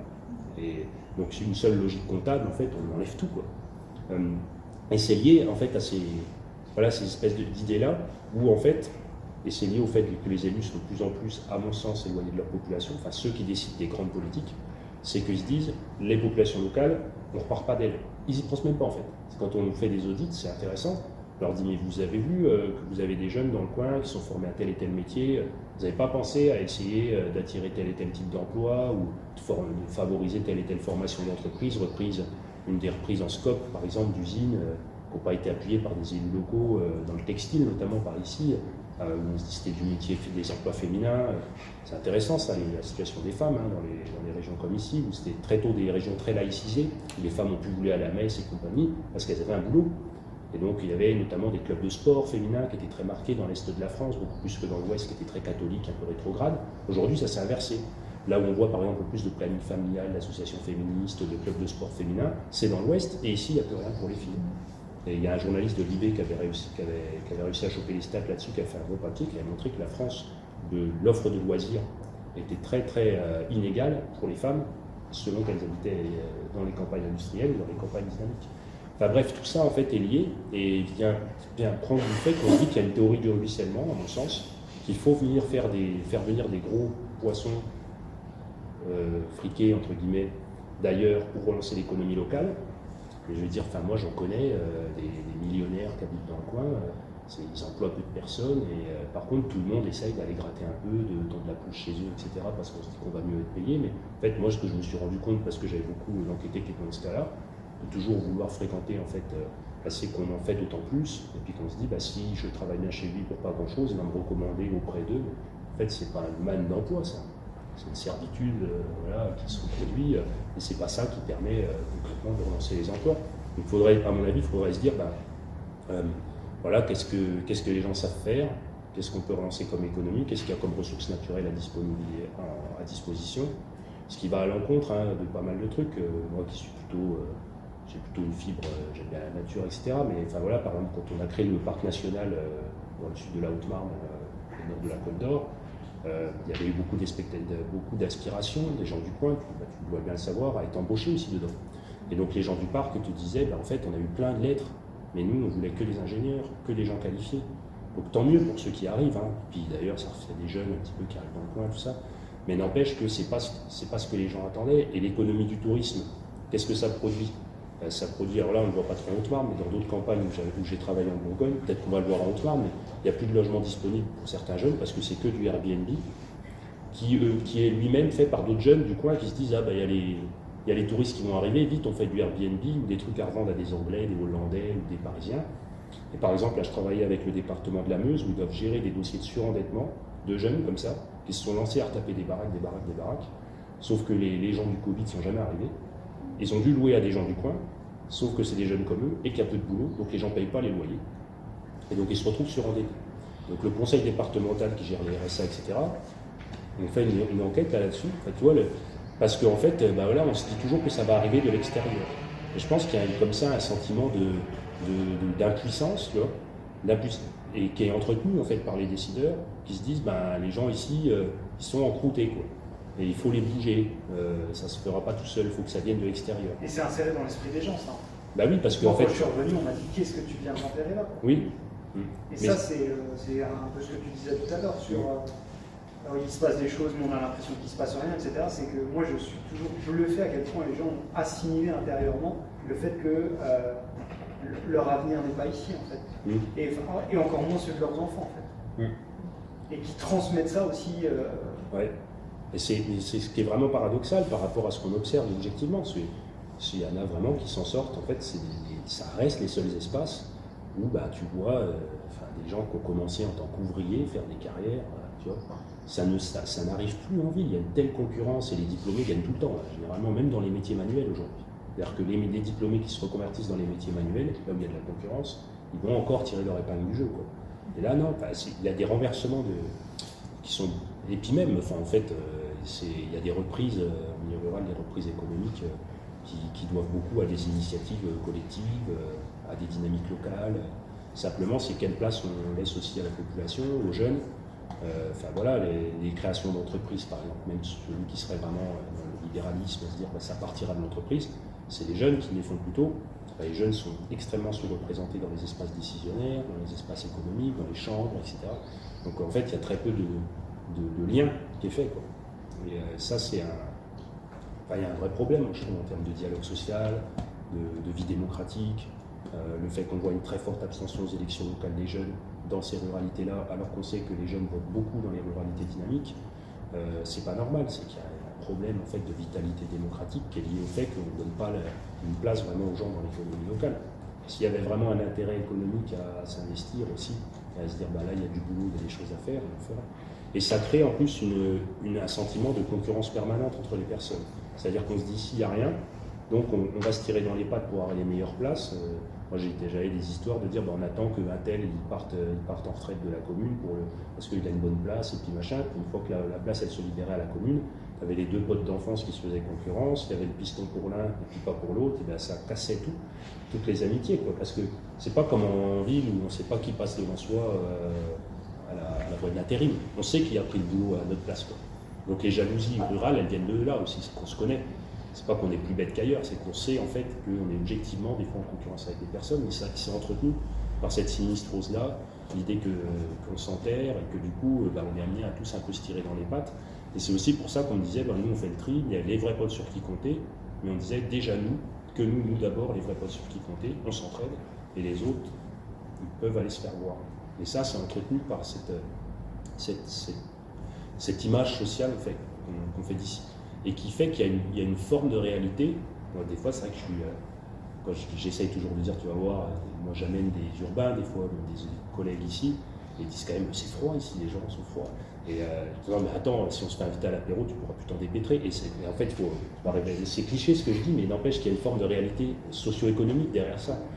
C'est-à-dire que quand on est dans des postures de repli, où on se dit que le monde social il est fait d'opposition, que la seule qui dit un peu la vérité, c'est Marine Le Pen, c'est-à-dire un espèce de tableau un peu concurrentiel et sinistre du monde global, où il y aurait des oppositions entre immigrés et non-immigrés, qu'on ne trouve pas ici, mais qu'on se dit, c'est un peu pareil que moi, avec les autres, là que j'aime pas, et machin, et donc on rejoue ça à l'échelle locale, et ça marche bien.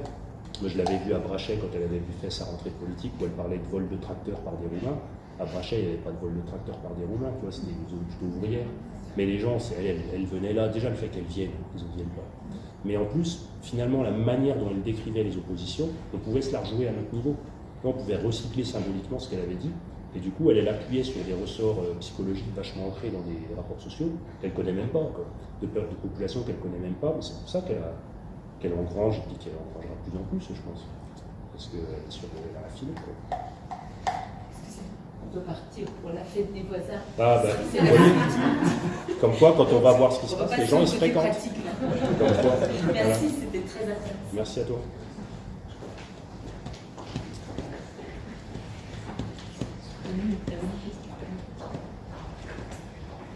D'autres réflexions, questionnements?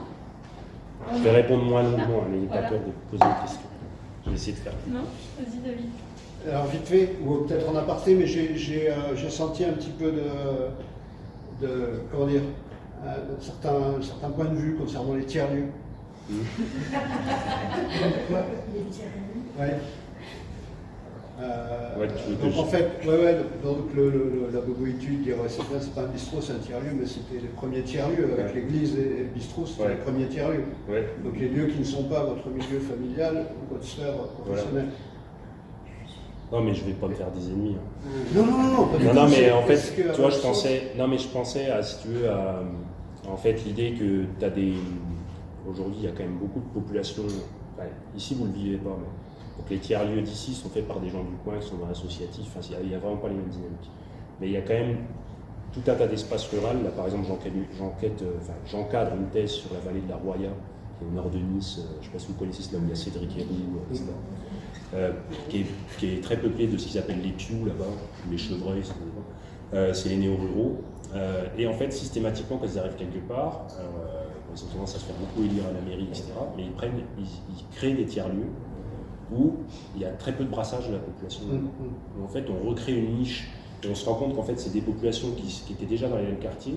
Là, par exemple, hier, j'étais à un colloque de sociologie où il y a une collègue qui avait travaillé sur la gentrification de Montreuil et du 93 par certaines populations très aisées, et qui montrait que maintenant ces gens-là se barrent du 93 parce qu'ils en ont marre de la mixité sociale, etc., des immigrés, notamment parce qu'ils commencent à scolariser leurs gamins, qu'ils ne veulent pas qu'ils soient dans des écoles où il y a des faibles niveaux, tout ça, donc c'est l'évitement scolaire, mais ils ne veulent quand même pas aller dans le privé, tout ça. Donc qu'est-ce qu'ils font? Ils se barrent à la campagne. Ils ne se barrent pas ici, ils se barrent dans la Drôme, voilà.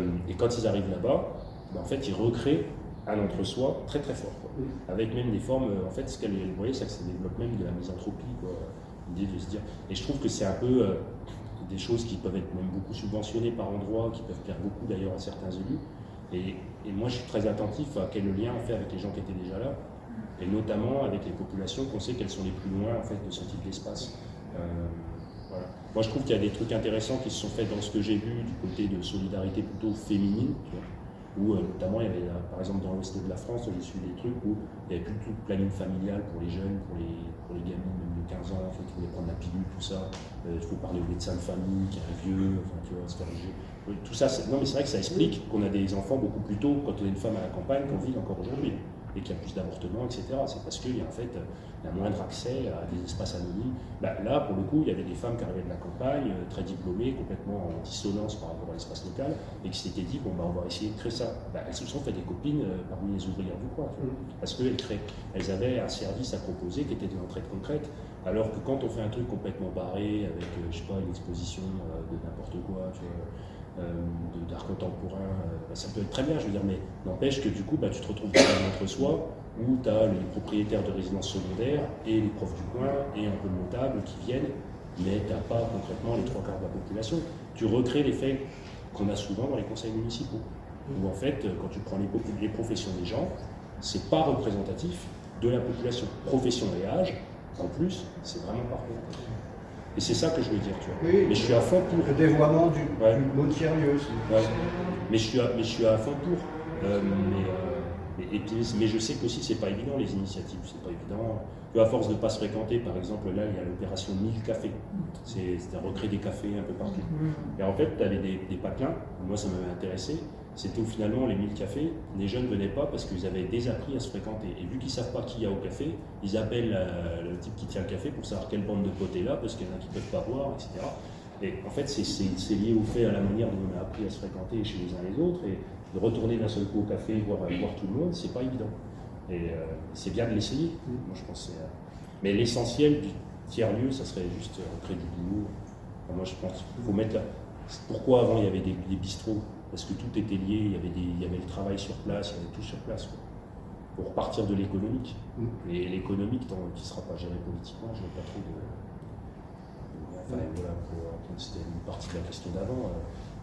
C'est compliqué de changer les consciences sans changer la structure qui les produit. Quoi.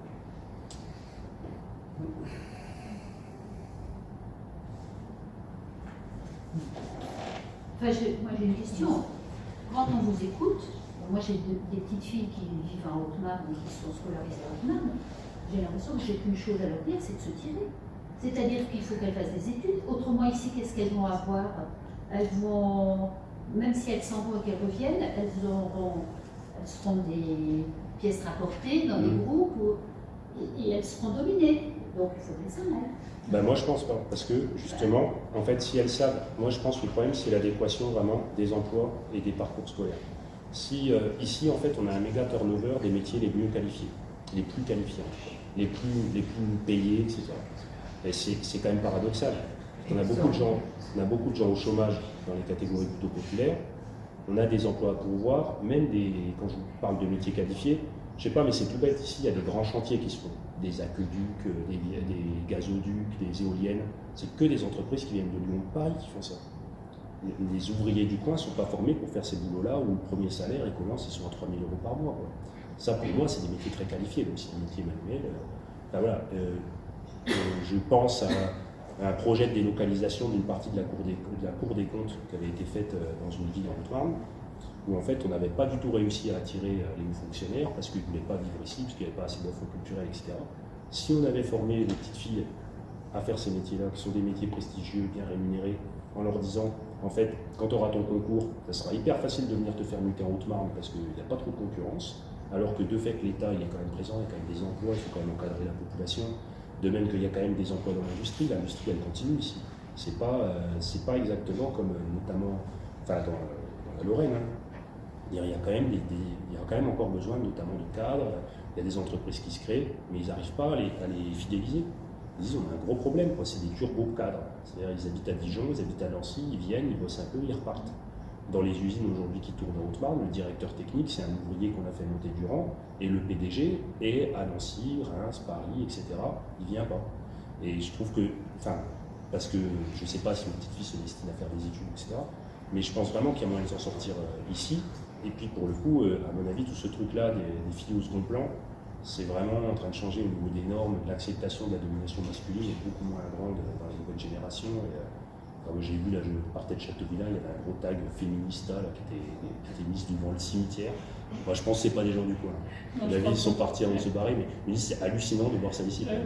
C'est un signe des temps qui jamais on aurait vu ça. C'était plutôt des insultes classiques. Et bref, pourquoi je dis ça? Parce que je pense vraiment qu'il y a des voies de salut, qu'il y en a plein en fait. Et y compris pour les diplômés, y compris pour les non-diplômés. Simplement, il faudrait qu'on dise aux jeunes où ils vont. C'est-à-dire vers quoi ils peuvent se destiner. Il faudrait qu'il y ait des espèces d'un peu de mentorat, je ne sais pas comment faire, mais de gens qui, je ne sais pas, des jeunes comme vous, qui ont l'air d'avoir du boulot, etc., qui aient des interventions dans les collèges, dans les lycées, même auprès des parents, pour dire en fait, il y a tel et tel type d'emploi qui est disponible ici. Si vous envoyez vos gamins dans telle filière, ils pourront venir. Plutôt que, et ça rassurerait en fait. Je pense qu'il y a vraiment un travail à se dire qu'il y a de la vie. Enfin, il y a un peu un effet performatif. Quoi. Quand on y croit, ça arrive.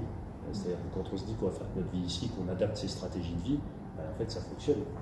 Et enfin, franchement, quand on voit la précarité, la pauvreté des jeunes, elle est plus grande en ville qu'à la campagne. Donc à tout choisir. Et on sait que les jeunes dépendent beaucoup aujourd'hui de leurs grands-parents, de leurs parents, notamment pour accéder à la propriété, tout ça. Donc il y a tout intérêt à vivre près de sa famille. Et voilà, et les vœux des jeunes, c'est de vivre près de leur famille. Je pense qu'en fait, là, la génération que je vous décris, elle s'est pris la crise en pleine poire. Elle s'est dit, moi, les jeunes que j'ai vus, c'était la génération où on se disait qu'on allait rentrer à l'usine comme son père, sauf que pour rentrer à l'usine, soit il n'y avait plus de boulot, soit il fallait avoir un BTS pour lequel on n'avait pas été formé, parce qu'on s'est dit que l'école, ça formait à rien.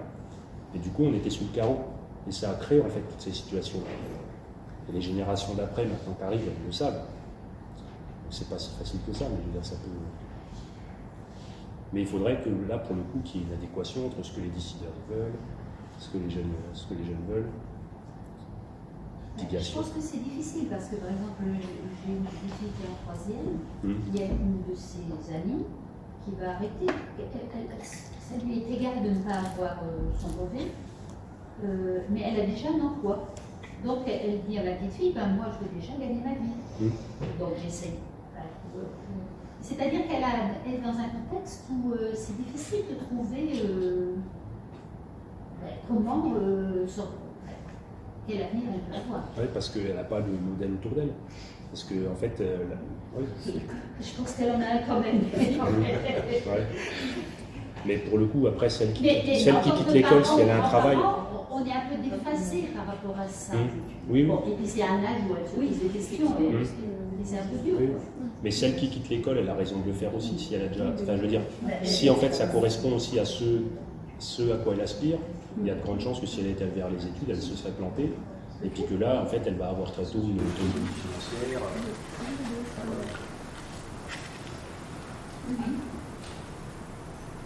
Vous avez... Juste pour répondre un petit peu, moi j'étais dans la même situation, hein. Je viens d'une famille de paysans et donc vers Bourgmont, là-bas, avec l'usine, hein, tout le monde partait chez Bonglin. Donc continuer l'école, beaucoup décrié, hein, qu'est-ce que tu fais, etc. Beaucoup ont quitté, ils ont mis plus de 10 ans à être embauchés, et encore. Et moi, j'allais travailler avec eux, avec elles, aux vacances. Et ben, je peux dire que d'aller à l'usine, c'est la meilleure motivation pour continuer ses études. Parce que tous les étés, je travaillais avec elles et je voyais les femmes qui ne parlaient que de leur retraite, qui avaient beaucoup de problèmes de santé, etc. Et c'est vrai qu'à ce moment-là, on est en dessous au niveau social. C'est-à-dire que c'est celle qui était en classe avec toi, qui faisait pas tes devoirs, qui piquait tes affaires, qui passait au tableau tes affaires, qui se retrouve à dire moi, je gagne tant. Ton intérim, tu gagnes énormément. Embauchée, elle gagnait 20-30% moins cher que moi. Donc il y avait une jalousie, mais je leur dis mais moi, c'est pas ça qui m'intéresse. Je ne vais pas rester toute ma vie comme ça. Et peut-être si votre petite fille fait un travail d'été, dans les usines ou autres, j'ai commencé à 16 ans aux embouteillages de bouteilles, etc. Ça va vite la remotiver. Voilà. Si je peux compléter ce point de vue, depuis longtemps, les universités ont tenté de délocaliser des formations en dehors des grandes villes, mais s'étendre à l'autour. Et à l'occasion d'une recherche précédente, j'ai eu la grande surprise de voir qu'à Chaumont, il y avait plus d'une cinquantaine de formations supérieures, et de lieux supérieurs, qui étaient localisées sur Chaumont, en Langue, éventuellement. Pas qui étaient vraiment localisées dans la région. Alors, bien sûr, cinquantaine par rapport à une université, c'est très peu. Les effectifs sont naturellement réduits. Il n'empêche qu'on peut trouver sur place à faire des études supérieures sans forcément partir loin. Évidemment, pour que ça corresponde aux souhaits de l'étudiant.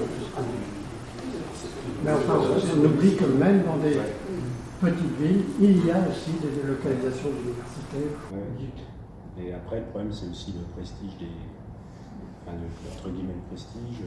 Peut-être, je ne sais pas si on a parmi vous qui bosse au lycée Charles de Gaulle, mais je suis intervenu 2 fois là-bas, dans une formation supérieure, il n'y avait personne de Haute-Marne. Tous les étudiants étaient de Bretagne, étaient d'ailleurs, et eux, ils n'avaient pas l'idée de ce que représentait la formation de la Haute-Marne.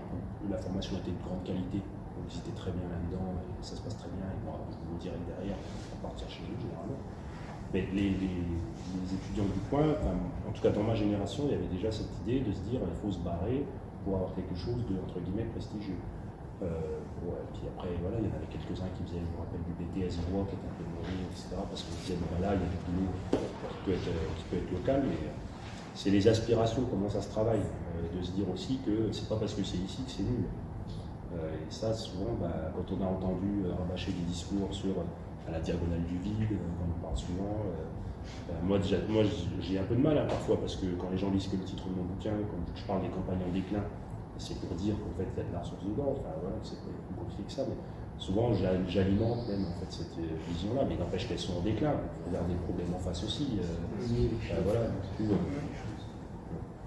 et juste un truc sur les délocalisations par contre des facs, les enquêtes qui ont été faites là-dessus montrent que il y a l'effet d'entre-soi dont on parlait tout à l'heure peut se reproduire, et que du coup les jeunes ne vont pas loin dans les études. C'est-à-dire que typiquement, il y a eu une grosse étude qui a été faite sur Belfort, qui avait délocalisé une partie de la fac de Franche-Comté. En fait, se retrouvaient là-bas que des enfants des ouvriers de Peugeot. Et donc, vu qu'ils étaient que entre eux, les formations aussi s'adaptaient finalement à des vœux scolaires très, très, très faibles et modestes, qui les menaient en fait à ne pas s'engager dans les études. Les gens n'allaient pas en cours, ne voyaient pas à quoi ça menait. Donc je pense qu'il y a aussi besoin, je ne sais pas ce que vous en pensez que vous avez fait aux études, mais moi ça a été le cas, c'était d'un brassage un peu social quand on sort de sa Haute-Marne et de rencontrer des gens dont les familles valorisent ce qu'ils font. Parce que quand on rentre dans sa famille, qu'on vient de la Haute-Marne, c'est pas toujours évident de dire à ses parents ce qu'on est en train de faire, leur expliquer à quoi ça mène, etc. Parce que même eux autour d'eux, de bonne foi, ils vont dire mais qu'est-ce que tu fous, quoi, ça coûte cher. Et donc c'est important d'avoir des enfants, de gens qui disent moi, mes parents me soutiennent. Voilà, pour moi, c'est pas le problème de partir à un moment donné, se former, mais vraiment de revenir. C'est là où le. Ouais. C'est pas facile de partir main pour aller dans le main parce qu'on cache nos origines. On est obligé, parce qu'on est dans le milieu du Champagne et c'est très bourgeois. Et au bout de 5 ans, je me suis rendu compte que les personnes certains à qui je parlais, c'était des amis, on s'était cachés pendant 4 ans dans les domaines. C'est-à-dire qu'il ne fallait pas monter manche-caillou. Coiffure. Voilà. Personne n'avait grillé l'accent.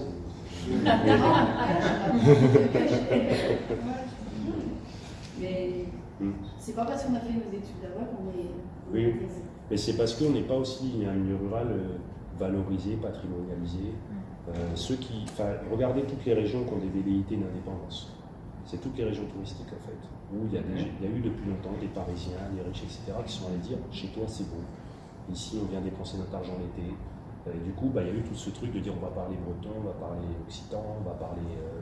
voilà, il y a un bel article de sociologie d'un sociologue qui s'appelle Jean-Claude Chamboredo qui s'appelle L'invention de la Provence, qui montre comment on a inventé une espèce de Provence traditionnelle et éternelle qui n'a jamais existé, avec en fait plein de populations très différentes entre elles, qui n'avaient rien à voir, mais pour le regard touristique. Et après, il y a des gars qui ont dit, moi je suis un vrai provincial, etc., qui se sont mis dans ce truc-là. Aujourd'hui, les gens qui apprennent le basque sont des enfants de néo-ruraux dans le pays basque. Et les profs de basque sont eux-mêmes pas basques. Enfin, voilà. Et les gens qui sont basques, dire, voilà, du coin, qui bossent dans les métiers, notamment manuels et tout, le basque, ça leur fait ni chaud ni froid. Mais du coup, nous, on n'a pas ça. On n'a pas ce regard extérieur qui nous dit, ici c'est beau. Peut-être que ça va changer à force, avec toute cette histoire de gens qui veulent quitter les villes, mais n'empêche que pour l'instant, ça ne se produit pas trop ici. Et que c'est plutôt d'avoir intériorisé que on est entre Paris et Strasbourg, tu te fais un trait au milieu, tu vois, tu as la Haute-Marne, tu connais Colombey les deux églises, c'est là, ok, ça va vite, quoi. On dit, et il n'y a pas de grande valorisation du 52, quoi. Ça joue beaucoup. C'est un petit peu, moi j'ai vécu dans 3 départements différents, 4 quand la Marne pour mes études. Mais j'étais dans l'Aube, dans les Vosges, j'ai appris en Haute-Marne. Et j'ai toujours été assez étonnée. Moi, j'avais toujours l'impression, quand j'étais dans l'Aube, et puis après dans les Vosges, d'être chauvine. Chaque fois, j'étais très contente. Je suis née dans l'Aube, je suis très auboise. Après, je suis dans les Vosges, ma famille, c'est le bassin familial, je suis très vosgienne. Et quand je suis arrivée en Haute-Marne, moi, j'avais rien de spécial pour Haute-Marne, j'y suis arrivée par mes parents. Mais par contre, j'étais assez étonnée que tous les gens autour de moi dévalorisaient beaucoup le département. Ils me disaient toujours, tu verras, quand il y a des manifestations culturelles chez nous, il n'y a personne. Par contre, tu vas à Dijon, tu rencontres tous les gens de Haute-Marne. Parce qu'ils ne veulent pas se voir dans certaines choses publiques. Et voilà. Et bon, je ne suis pas sûre que ce soit toujours vrai, mais j'ai quand même cette impression de fierté d'être Haut-Marnais. Ah oui, oui. Alors que quand on les Vosges, c'est un peu pareil. Moi, je suis de la Plaine, je suis au coin de Vittel, c'est pareil qu'ici. C'est lié aussi au fait que la Haute-Marne, c'est une vieille histoire, mais c'est un département tout en longueur. Il y a 3 bassins d'emploi dans un département. Entre le sud de la Haute-Marne, très vert, plutôt un peu plus agricole, très peu peuplé, et le nord, très industriel. C'est pas les mêmes populations, c'est pas les mêmes. Il y en a qui. Il y en a, c'est Saint-Nicolas, il y en a d'autres, c'est le Père Noël. D'ailleurs, il y a plein. On va pas refaire. Il n'y a pas d'unité. Ce qui s'est passé à Valou. Mais oui, c'est un département qui a été aussi repeuplé où les populations étaient concentrées à la frontière des départements. Pourquoi? Parce que c'est un département de la seconde révolution industrielle. La seconde révolution industrielle, c'est quand on a repris les ouvriers qui étaient en banlieue parisienne, on les a remis dans des petites industries rurales. Et l'idée, c'était de les mettre le plus loin possible des préfectures pour éviter les grandes révolutions qu'il y avait eu en 1871, etc. Et quand on regarde les peuplements du Grand Est, c'est vraiment ça. C'est les bourgs, là où la population est dense, ils sont aussi à cheval entre les découpages administratifs. Et être du département, ça ne veut pas dire grand-chose quand tu prends ta bagnole et à 5 minutes, il y a l'Aube. Voilà. Et il y a aussi de ça. Et juste ne pas sentir fier du coup d'être du coin. Si on prend la Haute-Marne, ça quand même, moi c'est ce qui me... Des fois j'ai un peu de mal quand les gens me disent « Ah ton bouquin c'est la sinistrose aussi, parce que tu dis que c'est en déclin et tout ». Non mais attendez, c'est vous les premiers. Et dès qu'on commence à parler de la Haute-Marne à quelqu'un, c'est quand même très régulier de dire « Ici il n'y a rien ». Ici c'est mort, c'est ça, ici c'est mort. Et puis en fait on se rend compte qu'il y a beaucoup plus de vitalité sociale quand les gens se fréquentent plus, tout ça. Donc ici c'est pas mort, mais on aime bien, on va dire qu'ici c'est mort parce qu'on n'a pas un registre positif, un discours positif à s'approprier. Après en grandissant, on a un peu plus de recul, ça c'est le discours typique de la fin de l'adolescence. Quand on a un peu plus confiance en soi, on voit qu'on s'en est bien sorti, qu'on est au Marnais, et puis voilà. Donc on est un peu plus fiers de ce qu'on est. Les gens qui ont bien réussi sont fiers d'être au Marnais, parce qu'ils peuvent le rapprocher à leur réussite sociale. Les gens qui n'ont pas réussi vont dire que c'est de la faute à la Haute-Marne. Dire s'ils n'ont pas de boulot depuis 3-4 ans, c'est de la faute à la Haute-Marne.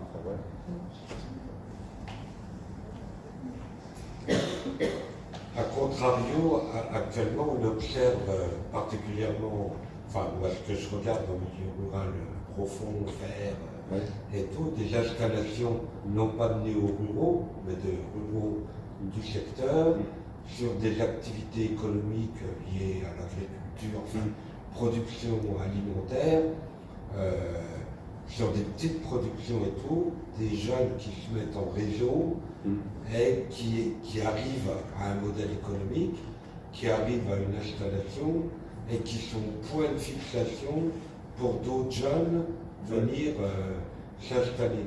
Ouais. Et ça, on le voit depuis quelques années en émergence et tout, et c'est ces jeunes-là qui ont, par exemple, repris un ancien syndicat d'initiative, qui en ont fait un café associatif qui s'appelle le syndicat d'initiative. Et qui brasse. C'est où ça? Ça, c'est à Rossay-sur-Eau. Ah oui, d'accord, ok. Et qui brasse vraiment, enfin, toutes les générations, semble-t-il. Hein. Ouais. Après, là encore, il faudra regarder. Je pense que c'est plus quelque chose du sud de la Haute-Marne que du Bassigny et du Nord. Mais moi, du coup, je vous parlais plus, sans divulguer exactement où c'est, plus des territoires plus industriels. Et c'est vrai que. Mais par contre, c'était un des trucs quand j'avais été auditionné, je ne sais plus, au Sénat, bref, j'avais dit que les métiers de l'agriculture, s'ils étaient plus aisément appropriables, on voit en fait des gros conflits pour les terres, etc., avec la SAFER, tout ça, dans la France de l'Ouest, rurale attractive, où il y a plein de ruraux qui veulent se lancer et qui en fait n'arrivent pas à trouver des terres et tout, et ils ne veulent pas venir dans les campagnes où il y a de la friche. Et enfin bref, c'est toujours un peu le même problème, mais je pense qu'on pourrait essayer de repenser un peu aussi à planifier pour le coup, là, et à dire aux gens où est-ce qu'on peut aller s'installer, créer des initiatives comme ça. Par contre, ici, ce qui marche vachement, c'est l'auto-entreprise, mais pas dans le secteur alimentaire, production agricole, mais du bâtiment, des espaces verts, le service à la personne. Beaucoup de gens qui quittent en fait les grandes entreprises, les grosses boîtes, qui avant étaient gages de stabilité, les boîtes où vous avez bossé, tout ça. Mais maintenant, en fait, c'est le truc, je préfère autant se mettre à domicile, on va bouffer moins d'essence, chez les femmes notamment, de venir en fait tout miser sur le fait de vendre des produits un peu en mode tupperware, des cosmétiques, des lingeries, etc. On voit plein de trucs comme ça, des ongleries à domicile, qui sont des métiers en fait hyper précaires, mais on se dit, je vais travailler pour moi. Travailler pour soi, vu que c'est des trucs très valorisés, qui permet à certains de vraiment réussir leur vie localement, on met un petit peu un pied dans la société des gens qui réussissent ici, en se disant, moi aussi j'ai ma boîte, je suis mon propre patron. Et même si ça coïncide en fait avec pas mal de précarité, parce que quand elle avait travaillé sur les Gilets jaunes, on les retrouvait très surreprésentés, tous ces gens-là dans les Gilets jaunes qui disaient j'arrive pas à boucler les fins de mois. C'était beaucoup de gens à leur compte, qui valorisaient le fait d'être à leur compte, mais n'empêche qu'ils n'avaient pas de quoi boucler les fins de mois. Donc il y a voilà aussi toute cette envie de travailler pour soi, mais pourquoi, pour qui, comment c'est encadré, et généralement quand ça n'est pas, ça va pas trop vers de la stabilité économique, quoi. Mais les initiatives comme ça, c'est vrai que c'est super, parce que des fois, il ne suffit de pas grand-chose. C'est là où la campagne, c'est parfois le tout ou rien. C'est qu'il ne suffit de pas beaucoup d'efforts collectifs pour que ça prenne partout, pour qu'on renverse un peu la vapeur de ce qui est possible, de ce que les gens pensent. Et puis, des fois, quand il n'y a pas ça, il n'y a rien du tout.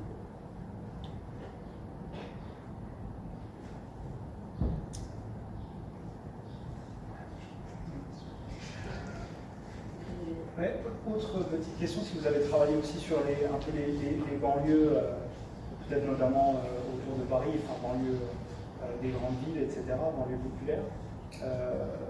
Moi, mais c'est vraiment à titre perso, là où certains, je pense, ont tout intérêt à opposer ces deux mondes et à presque tout nous séparer entre nous, par exemple ici, et les gens qui vivent en banlieue, moi j'ai souvent vu des phénomènes très similaires en fait. De bandes, de réputation, de plein de choses en fait. Plein de choses qui faisaient que ça matchait beaucoup plus facilement, notamment avec les classes populaires de campagne, qu'avec d'autres classes sociales par exemple, etc. Est-ce que c'est quelque chose que tu as pu constater moi j'étais venu, en fait je suis venu aux enquêtes sur la ruralité, j'avais fait mon mémoire, je crois que c'était à la thèse, sur Saint-Denis, j'habitais dans une cité à Saint-Denis pour faire mon mémoire, mais j'étais vraiment à fond dans les études, dans ça. Et en fait, tout ce que je voyais, c'était des jeunes qui étaient très soucieux de ce qu'on disait d'eux, qui aimaient bien le foot, le motocross, et s'ils auraient pu être chasseurs, je pense qu'ils auraient été chasseurs, et qui avaient un rapport aux femmes, etc., un peu équivalent, parce que moi, ça me faisait vraiment penser à mes potes. Et j'ai eu beaucoup d'affinités, très spontanées avec eux. Après, il n'y avait pas tout ce truc aussi, peut-être, que nous inculque quand on grandit à la campagne, c'est-à-dire que les mecs que vous citez, c'est la minorité du pire, desquels il faut se distinguer. mais en même temps, il y a cette attirance-répulsion parce que toute la production culturelle, la musique mainstream, etc., vient des banlieues. Donc en fait, elle s'impose dans les milieux ruraux. Enfin, moi, les jeunes sur lesquels je travaille, là, ils ont des looks, etc. À la fois, ils vont exprimer des propos racistes, tout ce que tu veux, mais n'empêche que dans ce qu'ils écoutent comme musique, dans les fringues qu'ils achètent, ils adoptent exactement les normes qui viennent de ces milieux-là. Et pourquoi? Parce que c'est aussi, ils viennent des mêmes classes sociales, quoi. Et même si on prend plus, ils viennent d'espaces anciennement industriels, où beaucoup de parents ont été ouvriers, etc., et où ça s'est cassé la figure. Alors évidemment, c'est pas du tout dans la même proportion à la campagne qu'à la ville. Les poches de pauvreté en banlieue ne sont pas les mêmes. Il y a eu une nouvelle émigration en banlieue qui a encore changé la donne, qui est post-ouvrière. Donc les incohérences que je dis, c'est plutôt entre les enfants d'immigrés des années 60, les enfants dans les années 80. Quoi. Là, il y a vraiment des ressemblances. Maintenant, c'est quand même plus difficile, surtout qu'il y a l'ubérisation maintenant en ville, où en fait tout le monde peut avoir un peu du petit boulot, et ça absorbe un peu la question des banlieues. Quoi. Et je sais pas, moi, sans omettre toute la question des difficultés qu'il peut y avoir dans ces quartiers-là, l'insécurité, d'autres choses, etc., quel réservoir d'imaginaire, comparé à ce que la campagne arrive à produire, enfin la nôtre en tout cas, je trouve que c'est quand même... ça me questionne, quoi, qui est pas... Et j'ai pas aucune idée de pont qui pourrait s'inventer, je pense que à quel point ils arrivent à faire force et à devenir hégémonique, enfin le rap par exemple, et d'autres choses, à faire culture. Non, puis même sur les trajectoires d'enrichissement, en fait, ils sont beaucoup plus communes quand on prend les enfants. On n'a pas vraiment des données spécifiques sur les enfants de la banlieue, mais les enfants d'immigrés, à niveau social égal, ils s'en sortent mieux dans les études que les jeunes ruraux. Dans les créations d'entreprises, mais c'est aussi parce qu'ils vont s'insérer dans des économies beaucoup plus porteuses. Quand tu ouvres un snack aux portes de Paris et que tu ouvres un snack sur la Borda nationale quand tu rentres à Châteaubriand, il y a moins de chances de faire des gros sous par ici. Puis il y en a d'autres qui vont le faire aussi, et la concurrence est tout de suite plus nette. Ils ont quand même beaucoup plus de perspectives d'emploi aussi, il faut le trouver objectivement. Et ils vont fréquenter des gens d'autres catégories sociales qui vont leur offrir aussi plus de perspectives sociales. Quoi. On parle beaucoup de l'enfermement des banlieues, tout ça, c'est quand même remis en cause par pas mal d'enquêtes. Notamment les femmes. Et les femmes issues des banlieues font des études longues, en majorité maintenant. C'est pas ce qui se passe à la campagne. Elles ont des enfants beaucoup plus tard, par exemple, qui est un indicateur de développement sur tous les pays du monde. Les grossesses précoces, ça reste à la campagne. Donc c'est quand même... nous, on n'est pas forcément hyper concernés en Haute-Marne, mais sinon dans les Ardennes, la ville de Fourmies qui est très connue pour ça. En fait, c'est les campagnes les plus désindustrialisées où on a des grossesses très précoces. Vraiment l'idée qu'il n'y a rien à faire d'autre que de rentrer dans la carrière maternelle, quoi, si on veut, que s'en sortir, c'est faire une famille avant tout, et puis après, on verra après pour le boulot. Et c'est pas ce qui se passe quand tu es dans un espace où tu sais qu'il y a un aéroport à côté, un hôpital qu'on doit, des entreprises qui s'installent. Voilà, même rien qu'à Dijon, moi je vois parce que j'ai une collègue doctorante qui travaille sur Dijon, il y a une usine Tesla qui se monte. Les jeunes du coin qui habitent à côté de la grande usine Tesla qui se monte devant leurs yeux, où ils savent qui va être embauché, qu'est-ce qu'il va falloir faire et combien ça va payer, très bien. C'est une autre perspective d'avenir en Haute-Marne. Tu te dis, Tesla, le truc dont tout le monde parle, va s'installer à côté de chez moi. Qu'est-ce que je vais aller bouger et qu'est-ce que je vais me dire que j'ai aucune chance dans la vie quand il y a ça devant moi. Alors qu'ici, il va falloir se la créer l'espoir. Et effectivement, il y en a qui s'en sortent. Moi, c'est pour ça, je pense que les gens investissent beaucoup dans le foyer, dans la maison, dans l'idée de se dire qu'ils sont bien, que même s'ils ne gagnent pas des masses, ils ne dépensent pas des masses, et ils ont tout sur place parce qu'ils ont tout construit chez eux. Et voilà, l'idée de se dire que on a la piscine pour l'été, même si on a le SMIC, c'est quand même quelque chose qu'on lit dans le 52. Quoi. Ouais. Dans vos étudiants ou étudiantes, il n'y en aurait pas un ou une qui aurait envie de faire une thèse sur pourquoi dans les départements, enfin, le département de la Seine-Saint-Denis, que vous venez d'évoquer, pourquoi ils envoient un grand chelem de députés de gauche à l'Assemblée nationale, et puis pourquoi dans des départements comme le nôtre, qui ont des niveaux de vie comparables, je parle seulement du niveau de vie, pas de la catégorisation sociologique, mais pourquoi nous on envoie des gens du Front National, grand chelem aussi c'est pas le même nom, d'accord, mais c'est grand chelem aussi. J'ai fait ça dans le passé, mais pour le coup ça c'est très étudié. Et en fait, c'est dû à... Voilà, le premier facteur, c'est quand même le travail politique qui est fait sur une même situation. C'est que les catégories sociales qui portent le vote de gauche sont le pôle culturel, dont je parlais avant, qui est très présent en fait dans les banlieues, historiquement. Même s'ils y habitent aujourd'hui, les gentrifient, on va dire, ces banlieues-là. Et du coup, il y a des liens qui se font entre les classes populaires. C'est intéressant de faire voter les classes populaires parce que quand c'est 60% de la population, qui votent, et puis qui ont tendance à voter de manière homogène. Donc, et le lien, il est fait parce qu'il y a des militants de terrain, etc., qui sont implantés là depuis très longtemps, et qu'en gros, les partis de gauche, notamment, envoient entre guillemets leur cador dans ces espaces-là, parce qu'ils sont beaucoup plus sûrs d'avoir ils ont leur permanence, ils peuvent être élus députés. Les candidatures à l'inverse, les candidatures Front National, là, pour la dernière députation, ça a été quand même des personnes qui sont au niveau du RN national, qui se sont fait parachuter en Haute-Marne, dans les Vosges, etc., qui ne sont pas n'importe qui dans le FN. Ils sont des membres un peu influents, parce qu'ils savent qu'ils vont être élus ici.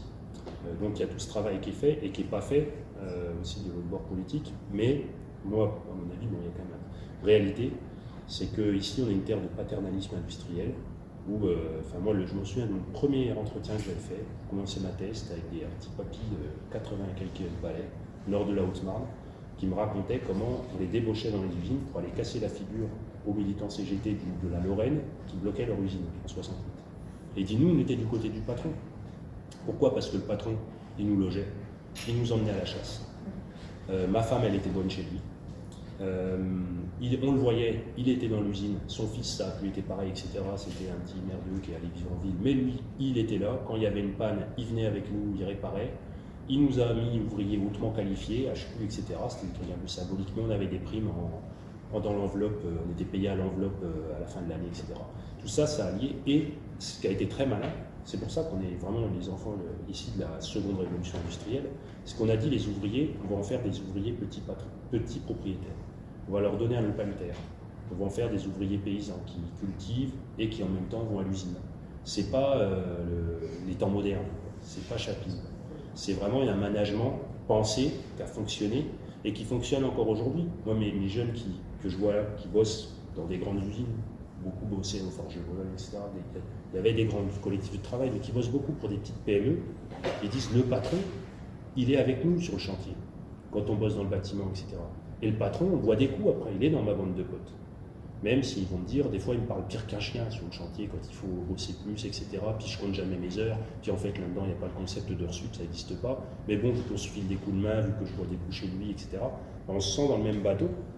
Et je trouve qu'il y a eu une victoire, il y a un scoop, mais c'est l'objet de mon prochain bouquin, ça.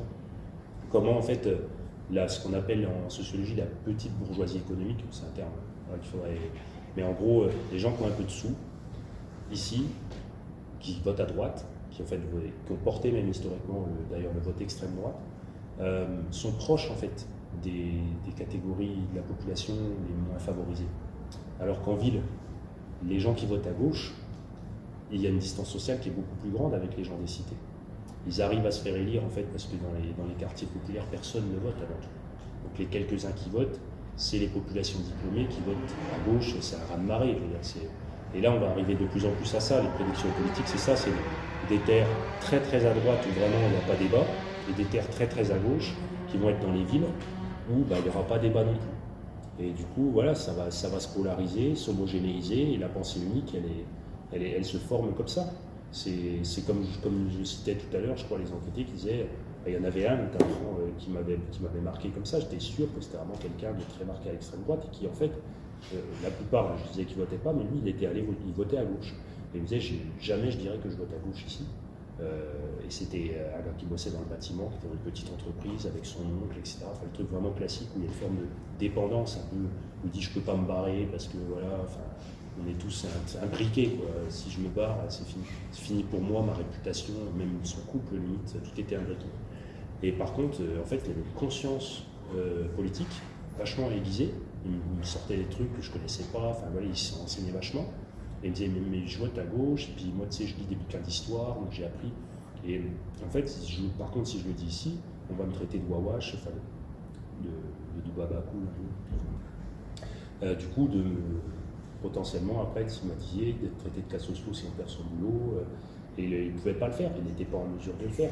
Donc derrière, quand dans les votes ça se retrouve, et puis je pense qu'il y a objectivement les ouvriers, dans le paternalisme, ils y ont gagné pendant une certaine période. Ils avaient en tout cas de bonnes raisons de croire qu'ils y gagnaient. Et du coup, ça s'est transmis. Et là, typiquement, mes enquêtés sont des enfants d'ouvriers, et d'ouvrières et d'employés, dont les parents votent à droite, votent, on disait le gaullisme, etc., le pote de Gaulle quand même, c'était énorme. Mais eux, ils votent extrême droite. Mais c'est ce qu'on voit, c'est qu'en fait, les anciens électeurs de droite se sont déportés à l'extrême droite, et du coup, voilà, ils sont dans une suite logique du vote comme ça. Moi, je ne vois pas de gros changements en vue, je pense, territoire comme la Haute-Marne. Parce que tant que les populations qui vraiment impriment comme ça les tendances de vote ne sont pas là, ne veulent pas venir, ne veulent pas s'installer, ne veulent pas militer sur le terrain, c'est pas à quelques-uns qu'on change la tendance. Franchement, dans les villages, les personnes, comme vous baladez en Haute-Marne, les personnes de gauche d'ailleurs ont tendance à soit ne pas le dire, soit vraiment être entre guillemets grande gueule, c'est-à-dire à assumer de savoir qu'ils ne seront pas majoritaires, quoi. Donc ça les amène à tout le temps justifier déjà politiquement, ça peut être usant, quoi. Et au bout d'un moment, on peut se dire, bon, je vais le garder pour moi, et puis basta. Et du coup, tous les jeunes qui arrivent ici, on ne les influence pas. Ce qui est intéressant, parce qu'ici, il n'y a pas de relais spécifique des partis de droite non plus, il n'y a pas un grand militantisme de terrain. Mais en fait, on se rend compte que les gens qui font office de modèle de réussite, qui vont être, je sais pas, par exemple, moi je l'ai vu par différents canaux, une association de pêche par exemple, qui se réunissait autour d'un petit étang, etc. Et en fait, le mec qui tenait l'association de pêche, il y avait pas mal de jeunes, un peu vieux, qui était quelqu'un d'assez charismatique, qui était un petit patron, était 100% Le Pen, etc. Et il sortait toujours, en fait, il faisait le militant de terrain, mais informel. C'est-à-dire qu'il ne te donnait pas ta carte au FN, mais il fallait que tu l'écoutes faire le programme de Marine et pourquoi c'était bien de voter Marine, si tu voulais être son pote et tout le monde voulait être proche de lui, parce que c'était un gars qui comptait localement. Donc ça se diffuse comme ça. S'il n'y a pas des contre-modèles, c'est pour ça qu'à mon avis c'est important, même pour la vie démocratique, pour qu'il y ait du débat, qu'il y ait notamment des femmes diplômées, qu'il y ait des gens comme ça, qu'osent l'ouvrir petit à petit, parce qu'elles vont de plus en plus potentiellement, et qui disent, non, il n'y a pas que ça comme vision politique, vous savez qu'il y a d'autres choses qui existent, vous savez que tel truc que Le Pen a sorti, c'est pas bien, enfin voilà. Et ça, c'est dans les discussions en fait. On sait que les gens, ils décident de voter les 3-4 jours juste avant l'élection, à partir d'une discussion avec leurs proches. En fait, c'est là que ça se joue. Et quand dans tes proches, tout le monde pense pareil, il n'y a pas de raison de voter autrement. C'est coûteux en fait de penser d'être à contre-courant dans un milieu où tout le monde se connaît.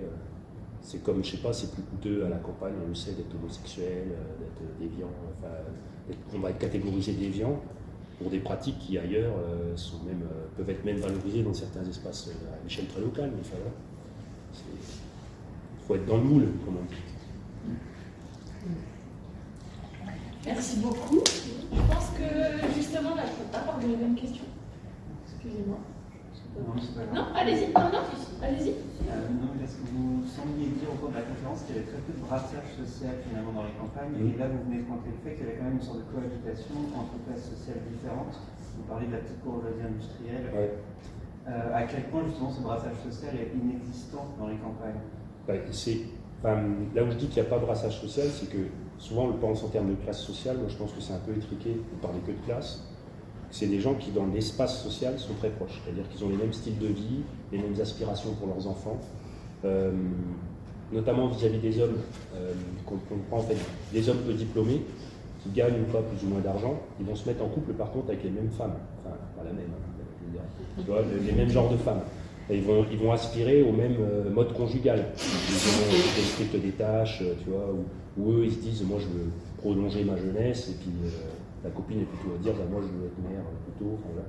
Donc ça, là où il y a peu de brassage, parce que finalement les styles de vie, les aspirations, les visions du monde sont les mêmes, même s'il y a des grosses inégalités économiques. Saint-Dizier, par exemple, c'est une des villes qui est dans un bouquin des sociologues Vincent Charlot, parce que c'est une des villes les plus inégalitaires de France, en fait, où il y a les plus hauts patrimoines et les plus faibles, en fait. Mais malgré tout, en fait, quand on va voir, je sais pas, les opinions politiques, etc., ça va être une ville aussi où les pauvres votent à droite. Comme les gens qui payent, il y a beaucoup de gens imposés à l'ISF à Saint-Dizier, par exemple, pour une petite ville qui est en déclin pourtant, tu vois, ils vont voter de la même manière, ils vont avoir les mêmes visions du monde, à peu près, ils vont se retrouver sur certaines choses. Et ça, c'est c'est quand même intéressant à comprendre, tu vois, de se dire, c'est des gens objectivement différents, mais qui au concret se retrouvent assez proches. Y compris dans les pratiques culturelles. Bah ouais, c'est ça où, je sais pas moi, par exemple, le scène social que je connais bien, c'est la chasse. La chasse, toujours la chasse, on tutoyait le roi, etc. Mais et d'ailleurs, la Fédération des chasseurs se targue beaucoup de ça. Elle dit que dans, je crois, c'est 70% des sociétés de chasse, il y a au moins 5 à 6 classes sociales différentes. Et c'est vrai qu'il y a une espèce de... Bon, après, c'est que des hommes, généralement, plutôt de 55 ans de moyenne d'âge, donc il y a une uniformité là-dessus, mais n'empêche que, tu vois, il y a une inégalité économique qui est transcendée par l'idée que, bah voilà, on a le même loisir, on pense un peu pareil, on vote pareil, on parle des femmes de la même manière, tu vois. Donc tout ça, ça crée une... tu vois. Bon, bah merci, j'ai jacté le coup. Oh non, je pense que personne ne sait.